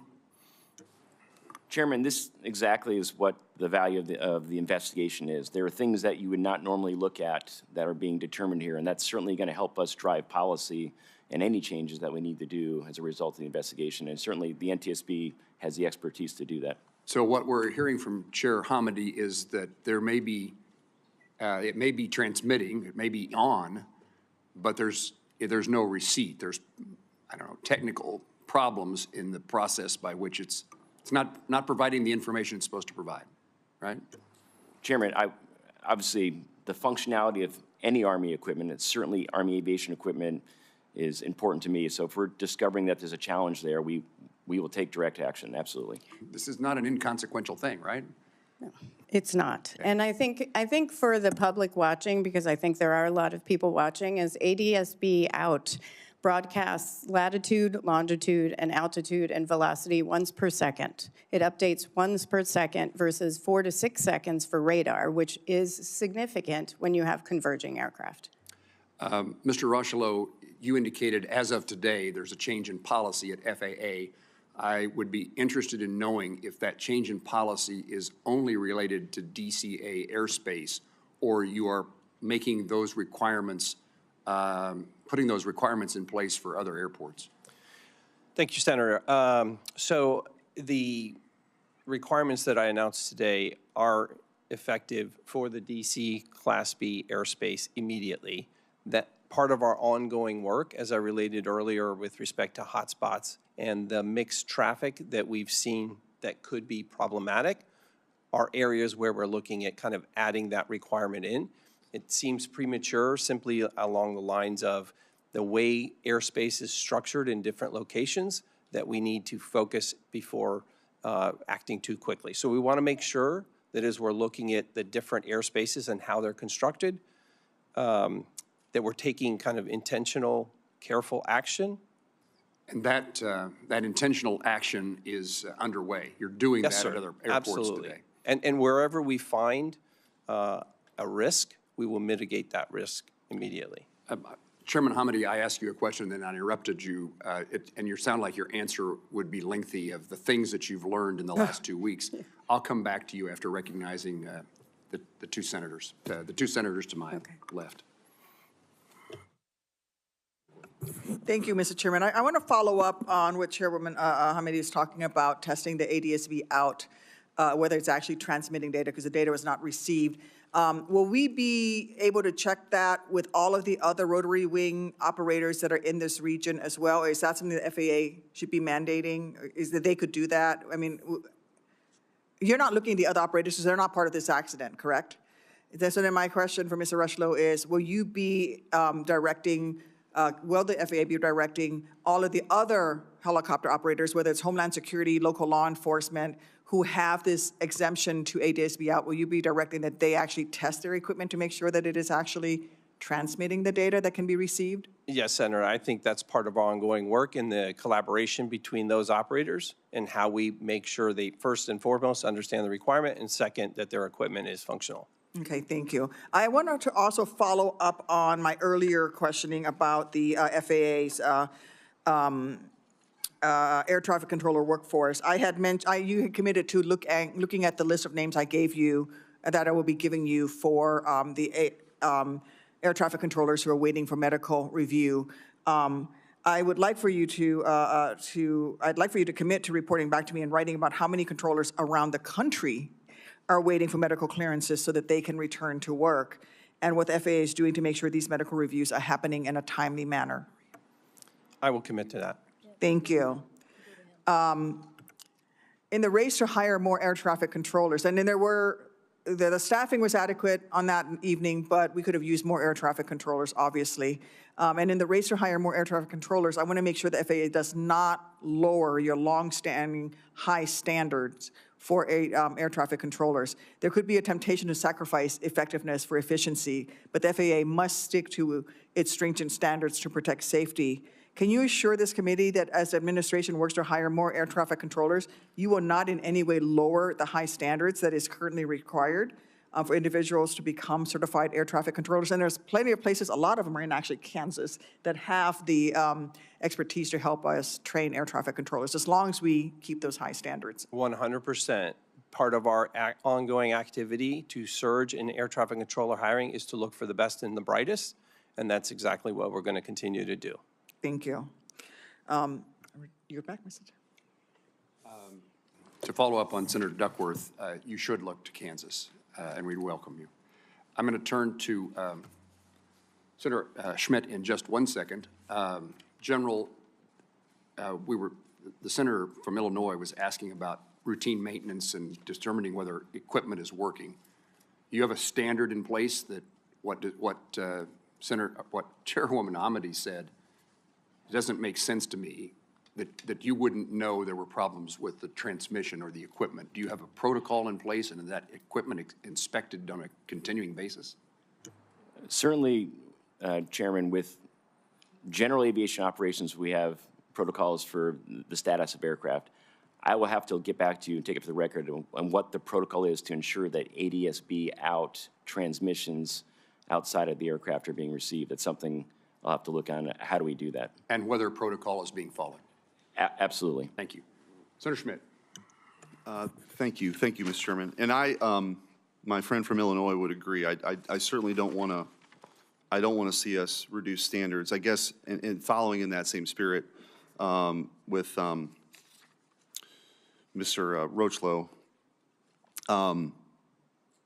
can you commit that no hiring decisions will be made based on race? Yes, sir. Again, we're looking for the best and the brightest, and we're prioritizing those who are best qualified. Because as you know, there's a lawsuit by about 1,000 folks who are claiming that they didn't get a job because of their race, the FAA. We're all about making sure the best and the brightest are there, and we do that through a Great to testing hear. mechanism. That's great to hear. I did want to ask, General, and again, I apologize if this has been asked before. They're running us in and out of here, different committee hearings, armed services.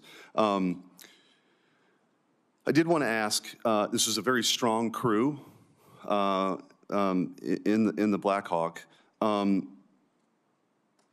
Is it typical, or I guess, is it a problem? Is it typical and is it a problem to have someone who is a lower rank as this is my understanding, that the evaluator was a lower rank than the pilot? Is that a typical situation? Is that problematic? Is that not a problem? Do you think it contributed in any way? I just wanted to get your assessment. Thank you, Senator, for the question. It is extremely typical in Army aviation because the preponderance of our force are our warrant officers, and they are professional aviators. That's what they do for their entire career. And so they are our instructor pilots, our maintenance test pilots, our safety officers, and our commissioned officers fill roles of leadership within the organization. So it's a very routine to have a senior member being evaluated by a junior member. Okay, so I'm sure you've gone through this analysis, and I just feel like in the spirit of making sure we're getting this right moving forward, that you don't think there's a systemic problem associated with maybe somebody with a lower rank saying something to somebody of a higher rank in those kind of situations. You've went through that analysis, I'm assuming? Absolutely, and that is certainly the personalities of crew members and capabilities is something that is considered in that risk brief process for every single flight. Is it the right crew? Is the crew mixed properly? Commanders would know if there's issues with simple as they don't get along. And commanders would take that into account before approving any flight. And I guess for the FAA, and again, maybe you've been asked this before, but clearly in the chairman's opening statement and a number of the committee members, just the report, the statistics of the number of near misses between helicopters and aircraft landing at DCA, that, you know, those operations now have been halted. Can you just explain to the American people why that didn't happen before?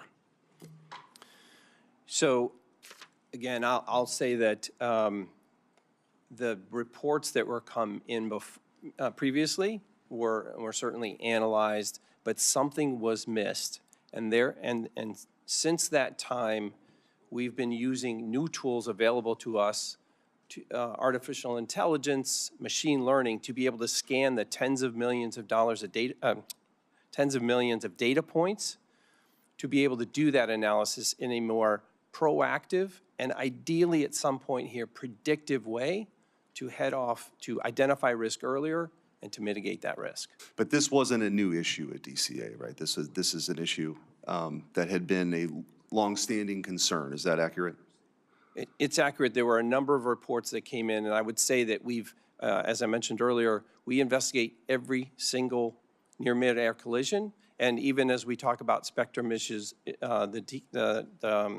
Chairman Cruz mentioned, we have teams that go out and assess the airspace itself, making sure that we're working with partners, whether it's on counter-UAS technology, to make sure that airspace is as clean as possible from interference. And so moving forward, obviously it's a response to the tragedy that happened, and I would be remiss not to express my condolences to the families who are here. I know everyone has, and it's devastating for each and every one of you, including some folks from back home. And so your advocacy does matter, and it will carry beyond today, right? This is important. So I ask in the spirit of that, moving forward then, is that how you see things, that the state of play as it currently is now will continue? Yes, sir. We'll continue to use the latest tools we have to be able to assess that data and work with the industry, with the aviation ecosystem, if you will, to identify that risk early and to mitigate that risk immediately. Okay. Thank you, Mr. Chairman. Thank you, Senator Schmidt. Mr. Rocheleau, at the moment, whether it's on or off is irrelevant because there's no flights. You're announcing something that doesn't, at the moment, matter because you have not lifted the ban on the flights. Is that true? So it's helpful to, if I can just point to the graphic. In the graphic, I can explain that in the yellow sectioned area, the the graphic there, that is where there is no mixed traffic. No helicopters, no fixed wing, except for those very few circumstances where we have emergency national security type of traffic. In the red section, in that red airspace, is where ADSB out, so DCA Class B airspace is now required. You'll also notice where, based on the NTSB recommendations, where we've eliminated Route 4 down going north to south on the Potomac, as well as Route 6 that formerly, you can see on the left side of the graphic, was in effect between from the west to the east where Bowling Air Force Base is. I'll have to think about that. Yes, sir. Thank you. Mr. Chairman, if I could, just for the record, because I see we have several Senator colleagues. Cantwell, you're recognized. Thank you, Mr. Chairman. Just to clarify on your point, Acting Administrator, we still have a rule that says they have an exemption, all sensitive. So I know you're making a declaration today, but I don't think that supersedes the rule. Now, maybe President Trump's going to call all these agencies and tell them to stand down, but legally, whatever the FAA is doing today doesn't take precedent over that rule. So when I come back for a second round, I believe the FAA has control over that airspace, and they can say. they can definitely shut it down, but as it relates to the rule, his decision just to say that you now have this requirement that a rule gave them an exemption to. I think he can issue an emergency directive. Is that correct? So it's the agreement we have in place with the helicopter operations that fly without ADSB out is an actual memorandum of agreement. It is not a formal rule. So it's an agreement we have with the Department of Defense and the other helicopter operators in the DC area. And we can get a copy of that, the MOU? Thank you. Senator Hickenlooper. Thank you, Mr. Chair. Mr.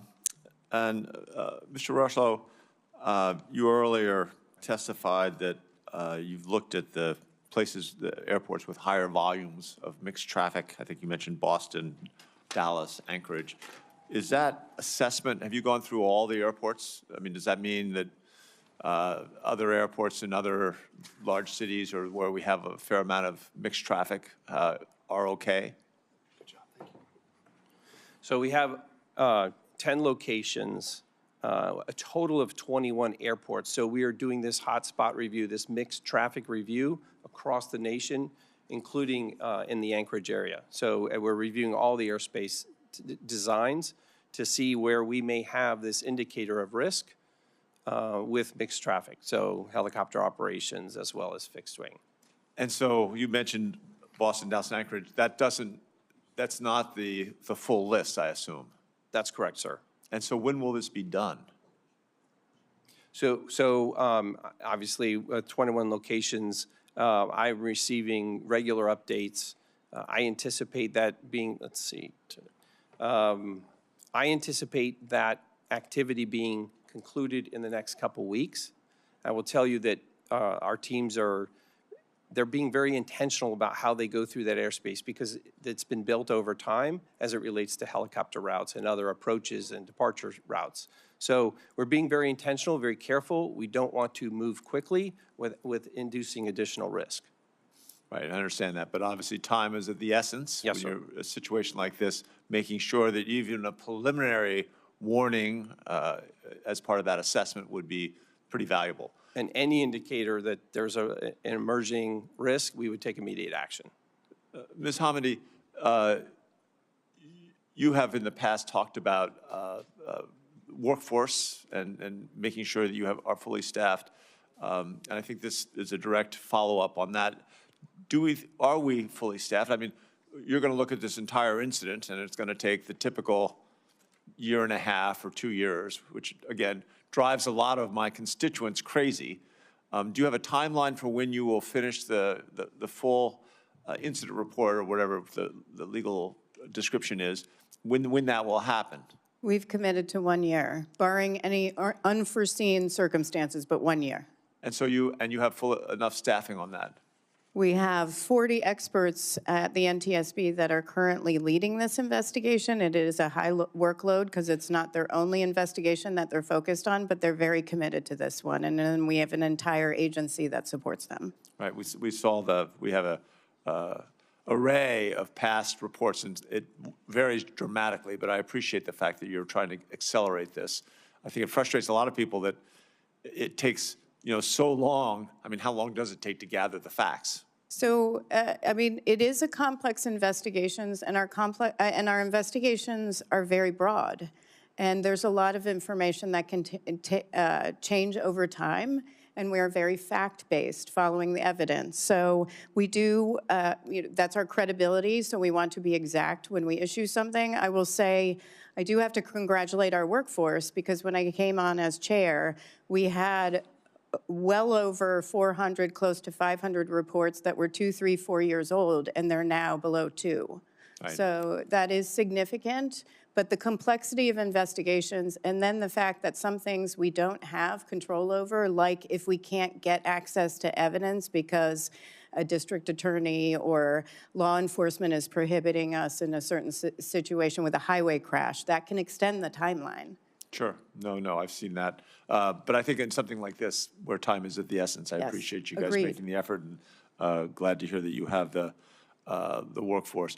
Mr. Rushlow, in your testimony, you highlighted some of the recent changes in hiring, and also especially in the training processes to make sure we have more qualified air traffic controllers, but full workforce.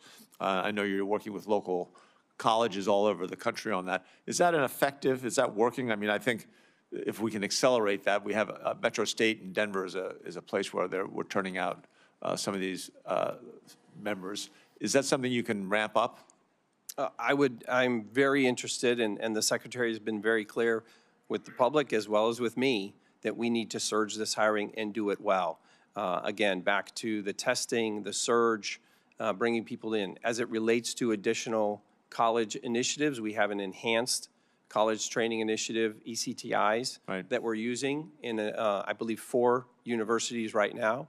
We're working with them with respect to advanced simulators and the like to make sure that we can get more, what we'll call throughput, but more controllers through those schools and get them out to the local facilities, centers, towers, TRACONs.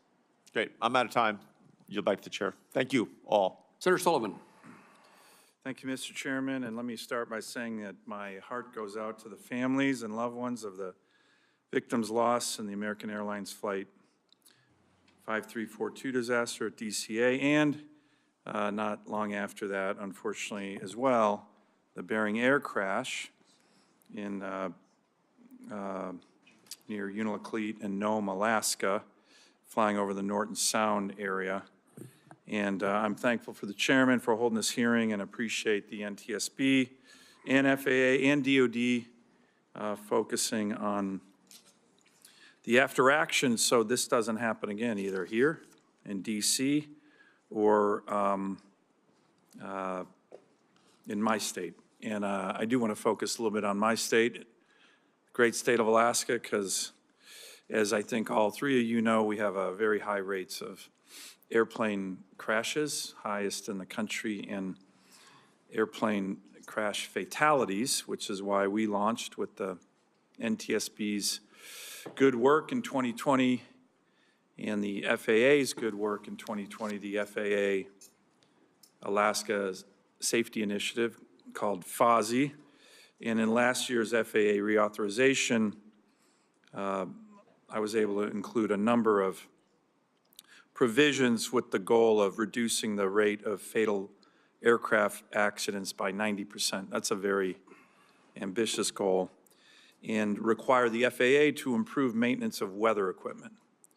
So, Mr. Administrator, I want to get into that topic a little bit. I was just home, it came up a lot, how there might be cancellations of weather operations and infrastructure and reporting, which makes zero sense to me. I hope our federal government is not doing that. But one of the things in the FAA bill, I was able to include requirements for systematic improvements to the maintenance of our weather systems and advancing new technologies, and this includes a mandate for the FAA to take necessary actions to restore full connectivity of weather systems that are unable to disseminate information due to a telecommunications failure. We have telecommunications challenges in a state the size of mine. So can you talk to that, Administrator Rescheley? And then I would like to get an update from your perspective on where we are on the FOSI initiative. As you know, the Secretary of Transportation and our press conference that we all did together, and again, I appreciate everybody participating in that, has made this a very top priority of his. And yet, as we saw in Alaska, we had a fatal crash that, you know, hopefully we're going to learn from. Can I ask you on that, on the data link, telecoms, weather reporting, which is a big deal for my state? Yes, sir, I appreciate that. And I appreciate the opportunity to talk a little bit more based on our previous conversation. Your leadership, as a result of that and your request, I did travel recently to Alaska to go and understand more. I met with the NTSB lead investigator along with my investigators as it related to the Bering Air tragedy. By the way, thank you both for coming up to Alaska. I know it's not the easiest, closest state to get to from Washington, D.C., but it's important that you're showing my constituents that it matters. Yes, sir, and I agree. It's very important. I understand, having been there a number of times, the unique nature of Alaska, certainly its topography, as well as the need for safe aviation operations. So related to, again, reauthorization and the commitment to work to have better communications throughout Alaska, one of the initiatives, one of the reasons I went to Anchorage was to understand more about how we're, the maintenance issues, the connectivity issues, whether that's on the telco side or satellite. And one of the things we're doing right now, and I met with our own technical operations people in the area to test Starlink, so satellite, because of the unique nature of it and the difficulty with telco. We needed another solution. Yeah. And one of the ways we believe we can do that is using satellite-based technology. And so that's what we're experimenting with right now. Well, by the way, I really appreciate, you know, the press here kind of went crazy and, oh, Starlink, and, you know, I mean, that's actually really helpful for us. And we appreciate the Secretary called me and said, hey, we're going to connect some of these terminals through Starlink because that's the most effective way to do it. So I appreciate it. I appreciated that you guys were working it. Can you give me an update, or Madam Chair, an update on the FOSI initiative, and then any preliminary findings you're seeing from the NTSB preliminary report on the Bering Air crash? Senator Sullivan, this needs to be your last question. It is, Mr. Chairman. We are still working on that investigation, of course. The preliminary report was issued and did find that the aircraft was over 1,000 pounds overweight, but we also are going to look at the center of gravity on that airplane and see how that factored in. And then we are really focused in on weather that day as well. As you noted, weather infrastructure is critical for Alaska, and we have a number of recommendations on weather observing stations and also the importance of pilot reports and having air traffic control when a pilot reports weather conditions to pass that information along to other pilots in the area, and that's something we're looking at as part of this investigation in particular. Great. Thank you. Thank you, Mr. Chairman. Senator Sullivan, thank you. I don't want to diminish the circumstances that Alaskans faced and the circumstance you as their senator represent. We're trying to get everybody's questions in before the vote closes, and I recognize Senator Klobuchar. Okay. Thank you very much, Chairman. Thank you, and to the families, just such a tragedy, and I know there are those watching at home as well, including the family, Wendy Jo Schaefer, a Minnesotan mom, 2 little kids, and husband. And we lost her. So, Chair, I want to thank you for your work. I know how complicated these investigations are. And could you just briefly talk about any open recommendations on communications that don't come out of this, that the NTSB, I know you have over 1,000 open safety recommendations, and while this investigation is ongoing, just open recommendations related to technology and anything that would improve communication? Related to this investigation? Not related. Oh, not related. I Okay. understand you. We have a number of recommendations that remain open, including a number of recommendations issued to the FAA. On communications in particular, I mean, one thing I will mention that we haven't talked about that we are looking at as part of this investigation is our longstanding belief that ADSB in also needs to be mandated by the FAA. We don't know what relevance that has to this investigation yet. However, it is a longstanding position of the NTSB. It will provide key information to pilots. And in 2008, in our comments for a notice of proposed rulemaking to FAA, where they decided not to require it, we said equipage of aircraft with ADSB and capability will provide an immediate and substantial contribution to safety. Just a couple of years ago, and we just talked about Alaska, we investigated a midair collision in Ketchikan, and we reiterated, and this is the statement, that NTSB remains concerned that without a requirement to install and use ADSB supported airborne traffic advisory systems, mid-air collisions will continue to occur. And that was in 2019. Okay. So we'll look at that as part of this investigation. Okay, thank you.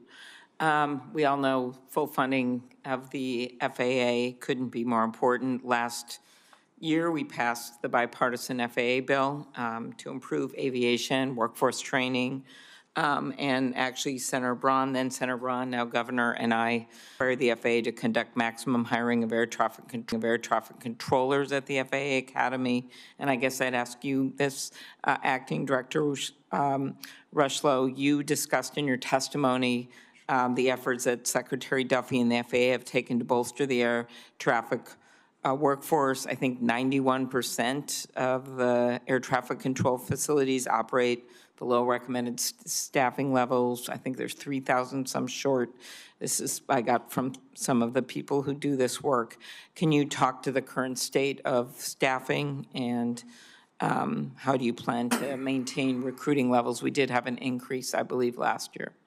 Yes, Senator, and thank you for the question. This is a very important issue for the Secretary and myself as we look at the safety of the national airspace system in general, but certainly as we're looking to bring the best and brightest controllers into the airspace system to make sure that we're providing that safety for Americans as they travel through the air. I would say that as a result of this surge, we had over 10,000 applications. Over 8,000 of those have now been referred to testing. We've streamlined the process, cut roughly 5 months off that process. So going forward, we intend to have no empty seat at any upcoming academy classes. I would also say that we expect our partnerships with other schools, universities, to be able to bring more people into the career field itself. It's an exciting career. And even incentivizing students to come to Oklahoma City and with an additional 30%. We've kind of put all our focus on this effort in addition to the many other things we've got going on, but controller hiring is of paramount importance. Very good. As you know, we have a very active airports in Minnesota, a major hub. I would ask you to look at the Duluth Air Traffic Control Tower just because it's the third oldest in the nation. And Secretary Duffy's aware of it. It's had flooding, and it's a major air base up there as well for the Guard. Thank you, Senator. Yes, and Representative Stauber and I have been working together on that. Anyway, last question is just the importance of fully funding the FAA. Quickly, for both of you or all three of you. I can talk about fully funding the NTSB. Yes, please do. You've done that on previous occasions. I mean, you're important, but We did get an increase in funding that I do want to thank you for, to 145 in the CR. It was an anomaly, but for fully staffing the NTSB, right now we're at 427. We went down in the last couple of months because people left. We will be able to go up to 450, but fully staffing the NTSB to accomplish our mission would require hiring between 485 and 500 personnel, which requires resources. So as you consider FY26, it would be helpful. That's very helpful. And I certainly echo those sentiments. Fully funding the FAA is critical, not just for the workforce, but for our facilities and equipment. The situation is quite concerning to me as I review over 30% of our facilities being unsustainable going forward. We have to invest in that infrastructure going forward. Thank you. I know that's no solace to the families, but knowing that that you were stepping back and looking at all of this right now, so other tragedies can be avoided, couldn't be more important. So thank you very much. Gives me an opportunity to editorialize. We need to pass appropriation bills and not continue to utilize continuing resolutions. And that's directed at not necessarily my colleagues here, but my colleagues generally. Senator Duckworth. Thank you, Mr. Chairman. I agree with your last statement. I just have two quick questions. General Brayman, I have never had a warrant officer be afraid to tell me when I was doing something wrong in the aircraft, and I prefer to have them as a pilot in command to myself. Speak a little bit to crew resource management and how it works in an air crew, especially, it was not just about, this is speaking to Senator Schmidt's question, not just about between the two pilots, but also the role of the crew chief, and do they have the ability to speak up as well? Thank you, Ranking Member Duckworth. There's nothing more important in an air crew than crew resource management, and that is taught from day one. And everyone has an equal voice. And obviously, the pilot in command is the one that's designated with the authority to command that aircraft. But I have never been in an aircraft that was ever in an environment where all members weren't a valued member of the team, and we rely on all those members to accomplish the missions we're doing. Thank you. I'm just going to wrap up by saying how important it is to fund and resource the NTSB. You guys do amazing work. You yourself, Chairwoman, oftentimes I'll call you when something happens, whether it was a door plug incident or something, and you were already on the ground or in the air on your way there, and you need the resources to do your work. And as we're seeing from this investigation, how critically important that is, not just to find out what happened, but to prevent future accidents. So I could not agree with you more that we should be funding you. Mr. Richelieu, I think we also need to look at the facilities at FAA, and we need to talk to that. And I'd love to get your commitment to come out and tour the facilities in the Chicagoland area and see the condition of this repair that they are in. I commit to that. Thank you, Senator. Thank you. And with that, I'm going to turn it back over to the chairman, who's been very generous. Thank you, Senator Duckworth. I'm going to ask just a couple of tidbits, and I hope they're important questions more than tidbits, but I hope we'll be short so I can go vote. And I think that Senator Duckworth will close out the hearing in my absence. First of all, the fact that ADSB out, there's evidence that the transmissions were not received, and apparently the Army doesn't know that they weren't received. Why doesn't the FAA know they're not received? I'm not aware of that. I know it's a part of the ongoing investigation. I don't believe that we receive any helicopter information from the Army. But somebody has to be reporting that they were sent but not received. Who do they report that to? Again, I think that's part of the investigation. My assumption would be the Army. Okay. Well, no. The Army could have it turned on, but I think what the chairwoman is saying is that the receiving station got no data, so the Army has got it turned on, and they don't know that it's not receiving. So this is, again, this communication issue between the different agencies. Right. Senator Duckworth was speaking on my behalf. She said it exactly right. I said you were generous. I think my concluding question, and then I recognize Senator Markey. What is the current state, this is to you, Mr. Rocheleau, of operations at DCA? How are they different today than they were on January the 29th? Yes, sir. Again, I appreciate it, the opportunity to explain. So immediately after January 29th, we restricted the airspace and in the yellow box, as I showed in the previous graphic, for mixed traffic. So no helicopters or fixed wing will be in that box, if you will, The yellow. the yellow box going forward. In the red section, And that's that is where still true class. today. Yes, sir. And that is permanent. We have made that permanent. We've also eliminated Route 4 and Route 6, the crossing that goes over to Bowling Air Force Base from DCA. Any other changes? Well, I would ask about number of flights. It appears to me, and my understanding is there are fewer flights utilizing Reagan National Airport? Yes, sir, thank you. In the aftermath, we reduced the rate, the arrival rate. A lot of that was to support the NTSB ongoing investigation and the emergency response work. Today, we are running at what we call a 30 rate, so 30 arrivals an hour.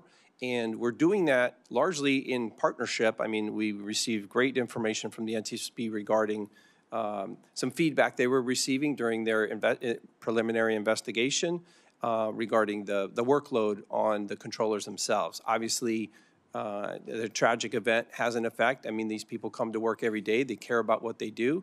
And so we reduced the rate down to 26. Slowly, we move back to now we're at 30 rate.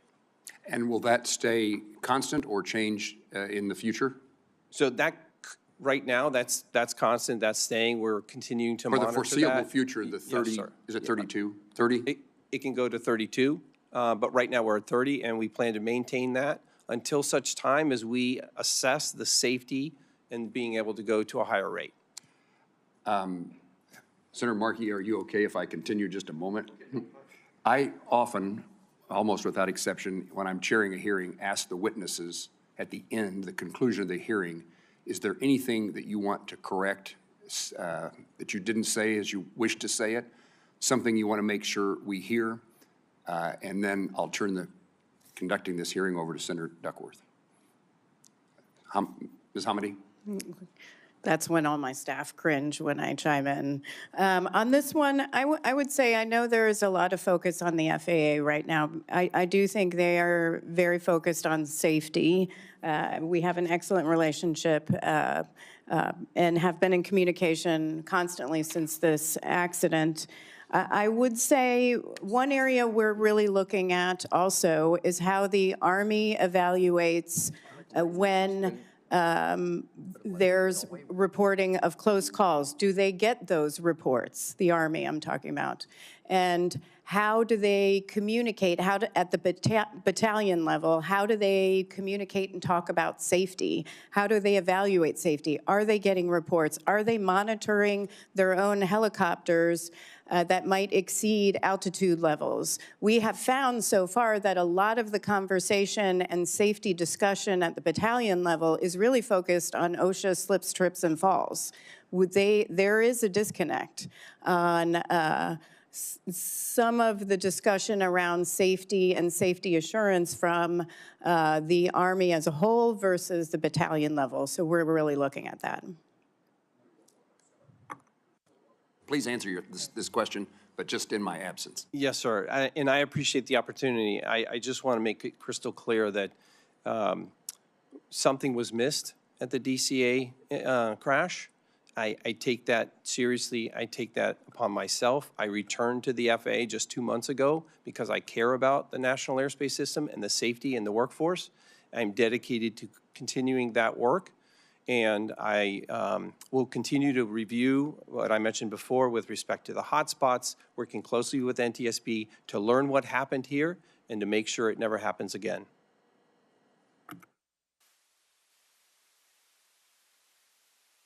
General, I'm going to ask you to suspend so Mr. Markey can ask his question, because he's going to miss a roll call vote if he doesn't get to. I recognize Mr. Markey. Thank you so much. And thank you, Mr. Chairman, Ranking Member. I want to take a moment to express my deepest condolences to the families who lost loved ones in the tragic crash in January. Your pain is unimaginable, and your presence here today is a powerful reminder of the lives that were so suddenly and unfairly taken. I want to specifically note the individuals from the Skating Club of Boston who passed away in this crash. Spencer Lane, Christine Lane, Gina Hahn, Jin Hahn, Jenya Shishkova, Vadim Naumov. We had a similar plane crash in 1961 that devastated the skating club of Boston. The trauma for the city of Boston and for your families is great. So please know that we grieve with you, and we are committed to finding answers and accountability in honor of those who you have lost. Chair Hamidi, thank you and the entire NTSB team for your work to investigate this crash. I want to discuss the altitude of the Black Hawk helicopter. NTSB's preliminary report notes that a few minutes before the crash, the pilot indicated that the helicopter was flying at an altitude of 300 feet, while the instructor pilot said it was at 400 feet. The report also found that helicopters may have been above the altitude restriction in over half of near misses that triggered an advisory from the plane's traffic alert and collision avoidance system. In your experience, are altitude discrepancies like this common, and are you concerned that Black Hawk altimeters may have a systemic problem? This barometric altimeter, we've done substantial examination on it. We don't think we're going to get much from this altimeter because there was such damage. We're going to have to look at other data, but I think it's too early to really say what the discrepancy was or whether it was a discrepancy. There was no information other than 1.1 nautical miles west of the Key Bridge when the pilot flying said, I'm at 300, and the pilot instructor said, I have you at 4. There was no further discussion of why. So there's a lot of work that still has to be done. Administrator Rushlow, on a related issue, Elon Musk recently made alarmist claims about the FAA's air traffic control communication system. He said, the FAA assessment is single-digit months to catastrophic failure, putting air traffic safety at serious risk. The situation is extremely dire. Elon Musk is in charge of all of the investigations into every single federal agency. That's scary. And this is at the same time that he may be pushing for Starlink, his own company, to take over the contract to upgrade the communications system. And 1 month ago, the FAA announced it was deploying multiple Starlink terminals across the country. Give these systems critical importance to our aviation system. These developments raise serious questions about aviation safety. So I would like you to set the record straight on this issue. He said, basically, we have single months, digit months to catastrophic failure, putting air traffic safety at serious risk. Is that tweet accurate? I would say that the circumstances around our air traffic system are in great need of renewal. I didn't ask you that. I asked, the public needs to hear this. Are we within single-digit months to catastrophic failure, putting air traffic safety at serious risk? I know we need new air traffic control facilities. I know we need that. I know you're saying we are at risk. Is that what you're saying? Are you agreeing with him that we are? I'm saying our air traffic system needs modernization as soon as possible. You understand, we can't have people heading for airports all across the country right now with Elon Musk, the ear of the president, saying that we're within single-digit months of catastrophic failure. Can you assure people that that's not the case right now? I can assure you the flying public, to fly is safe. We have the safest, most complex system in the world, and it is safe to fly. I would also say the air traffic system is in dire need of upgrade, and it's something the Secretary and I have been working on intensely. Well, so you're saying that this is not right. We're not within months of a catastrophic failure, because I don't think anyone wants to put a family member on a plane right now with this kind of assessment. Have you made the assessment that we're within single-digit months of catastrophic failure? Have you made that assessment? I have reviewed assessments in the last 2 months and understand that our equipment needs to be upgraded. I didn't ask you that. We're Is it having sa- is the existing equipment safe? Is the Yes. existing equipment putting travelers' safety at serious risk? Is yes or no? The existing system is safe. Is safe, all right. We need to know that, okay? Are any SpaceX employees serving as special government employees at the FAA right now? We had 3 special government employees from SpaceX. We are only in contact with 1 at this point. I would make it very clear, they did not do any air traffic. They didn't plug into any equipment. They came in to observe our operations and provided expertise along the lines of software and computer systems and Okay, how we... Did any employee have any involvement in the FAA's decision to deploy Starlink terminals in February?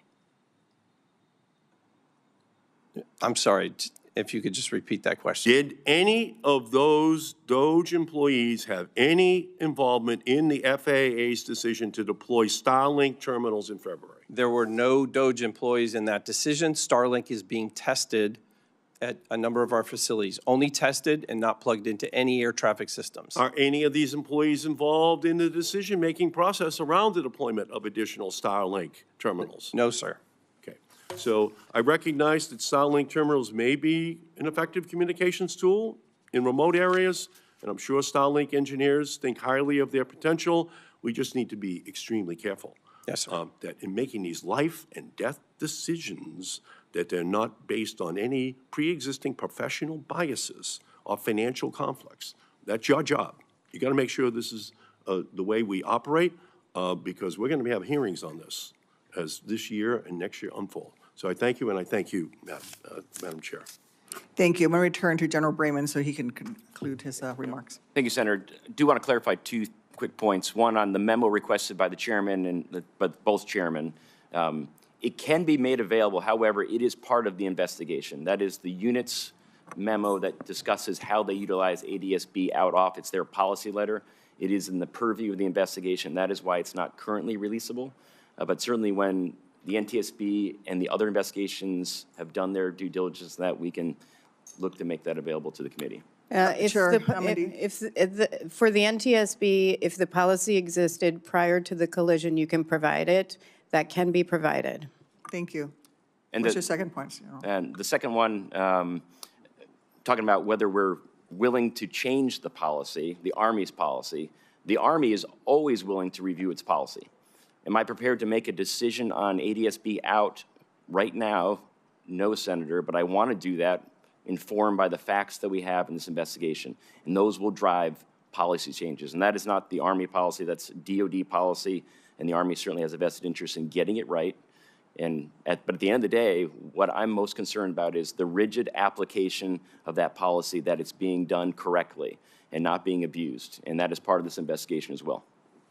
Thank you. Senator Cantwell? Thank you, Madam Chair.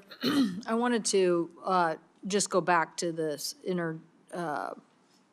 this process, how it's set up in the FAA and how we rectify these issues in the future. But Chairwoman Hamady, I think you're saying in your earlier testimony that even if the Black Hawk helicopter had hugged the shoreline as originally described, that even that route that's outlined is insufficient. Your investigation showed that even that is insufficient. Intolerable risk to aviation safety. Okay, intolerable risk to aviation safety.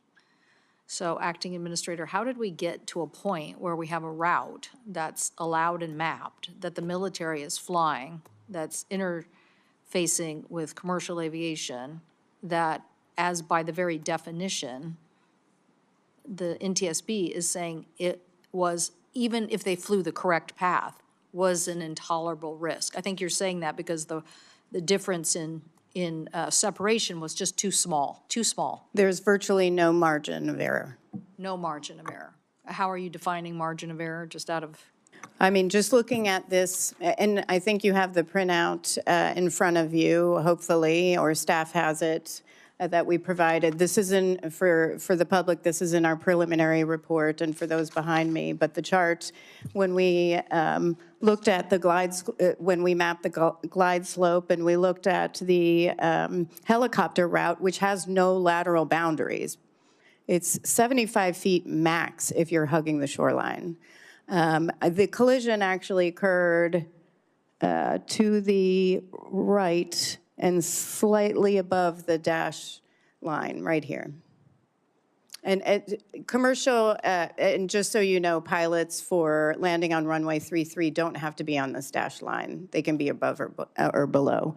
But it occurred about to the right. They were not on the on this route. They were slightly over.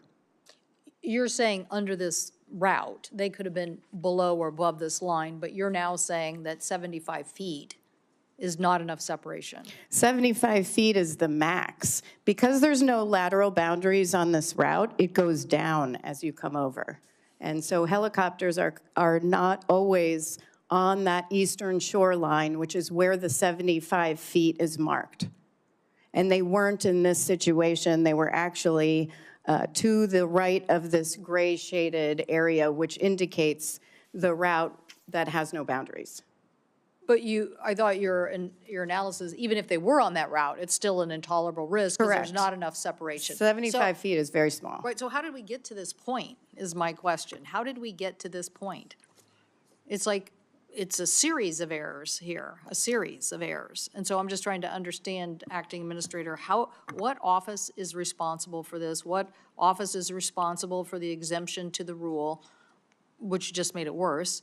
But what office said this is a safe pathway in agreement when the NTSB is telling us today it never really was safe? It wasn't. It was an intolerable risk. And certainly I understand today, and even after the preliminary report, that was the assessment. I can tell you that, and I'm sure we'll learn more over time as to how the airspace was redesigned. I know that as a result of previous incidents that we've talked about earlier today, there were changes over time with respect to that airspace, but it's one of the reasons why we immediately terminated those types of operations after the event. So Route 4, Route 6, no mixed traffic into the airspace.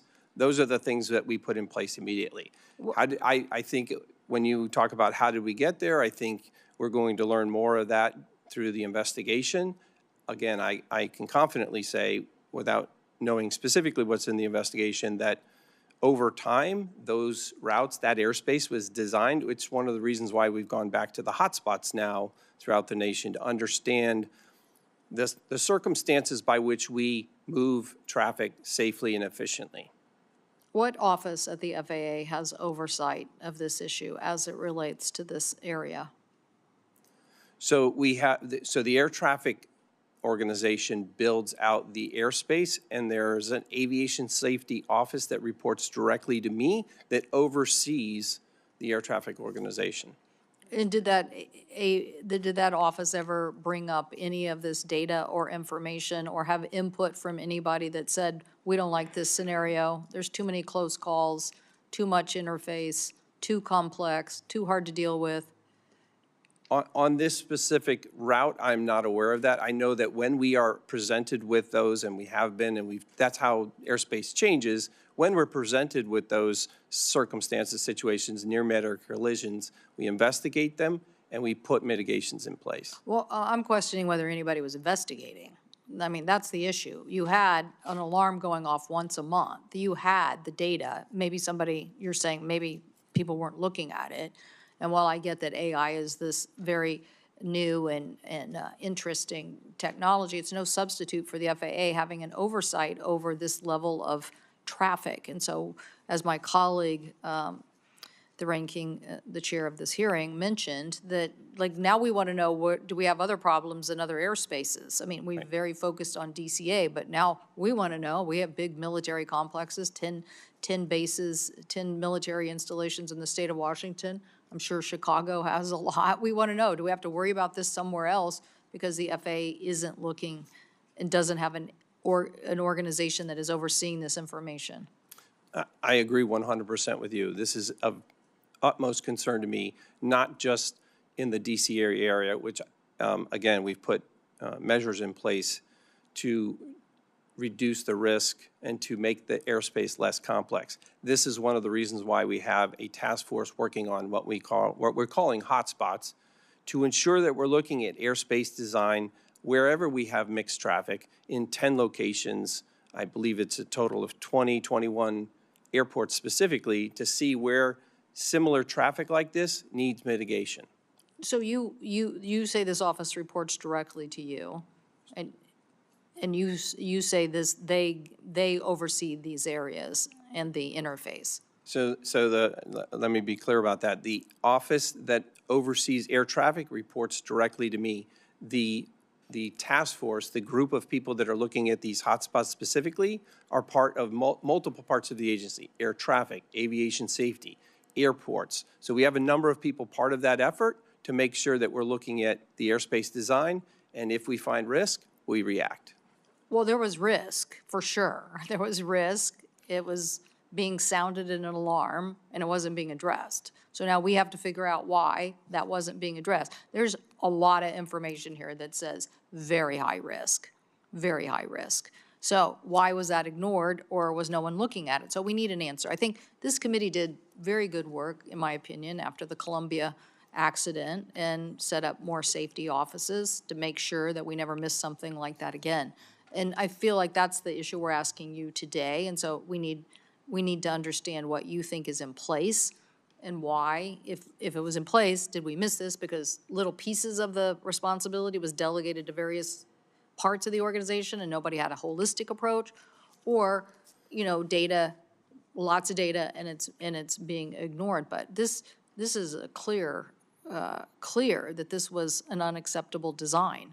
It's just unacceptable. And I don't know how we got there. I do want to ask you, are you now supportive of ADSB in as a requirement?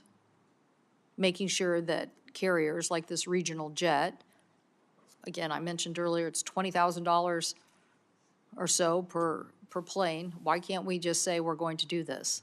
I did understand from the chair earlier that it's been an ongoing recommendation.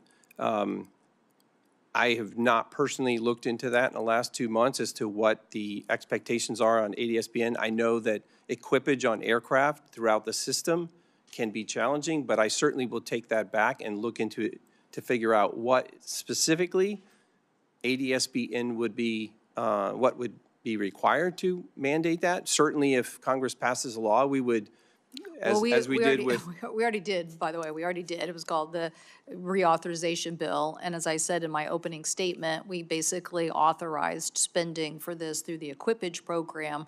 And, you can discuss how this actually gets deployed, but I'm pretty sure the consumer ends up paying for it regardless in some way.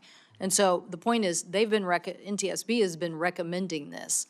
Is that right, Chairwoman? That's correct. You've recommended this since 2008? And I have to look, but I think we actually have recommendations on ADSB that precedes that.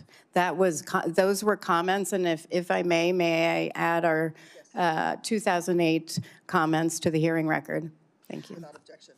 So I think, Acting Administrator, I think we need to hear from the Department of Transportation and the FAA that they understand that these recommendations have been on the table and you need to respond to them. We don't want to do that. We don't want to keep doing this, which is having one organization who has to investigate all the accidents, deal with all the families, deal with the grief and emotion, and then have an FAA that gets too cozy with industry and gives them exemptions. We don't want that. And so what we want is you to listen to the NTSB. And I know this is historic. I'm not blaming any administration. It's historic. It's historic. It's been there since the beginning of the big crashes that we've had, way before the MAX, where the FAA makes safety recommendations and then they're ignored for I don't know, sometimes a decade. And then people finally say, oh, okay. But we owe it to these families. We owe it to them now. It's not that hard to get this done. So I hope you will take this back to the Secretary, have an internal discussion, and basically agree it's time to get this done. Yes. And if I may add, and we're going to look at this as part of our investigation to see how it could have factored in, but the CRJ had ADSB out. It did not have ADSB in. And so we are going to look at what that information could have provided to that flight crew and how it could have made a difference. We've seen that in other investigations, which is why we have these recommendations. Thank you, Madam Chair. Thank you. I do think that a nationwide look is important. I'm glad that FAA is looking at the hotspots. I understand that many of these routes, it's not just the military that's flying them. It is local law enforcement. It is federal law enforcement. It is hospitals are all flying them as well. But I do think beyond a very local, hyper-local look, a national look is really important. Thank you all for coming. Again, my condolences to the family members. I just want to say again, thank you. Thank you again to Chairwoman Hamidi. Thank you, Mr. Rushlow. I know you've only been the acting for a couple of months. We're without an FAA administrator for 3 years prior to your immediate predecessor. And again, General Raymond, thank you for being here. Thank you to all the witnesses for their important testimony today. Senators will have until the close of business on Thursday, April 3rd, to submit questions for the record. The witnesses will have until the close of business on Thursday, April 17th, to respond to those questions. And this concludes today's hearing. The committee stands adjourned.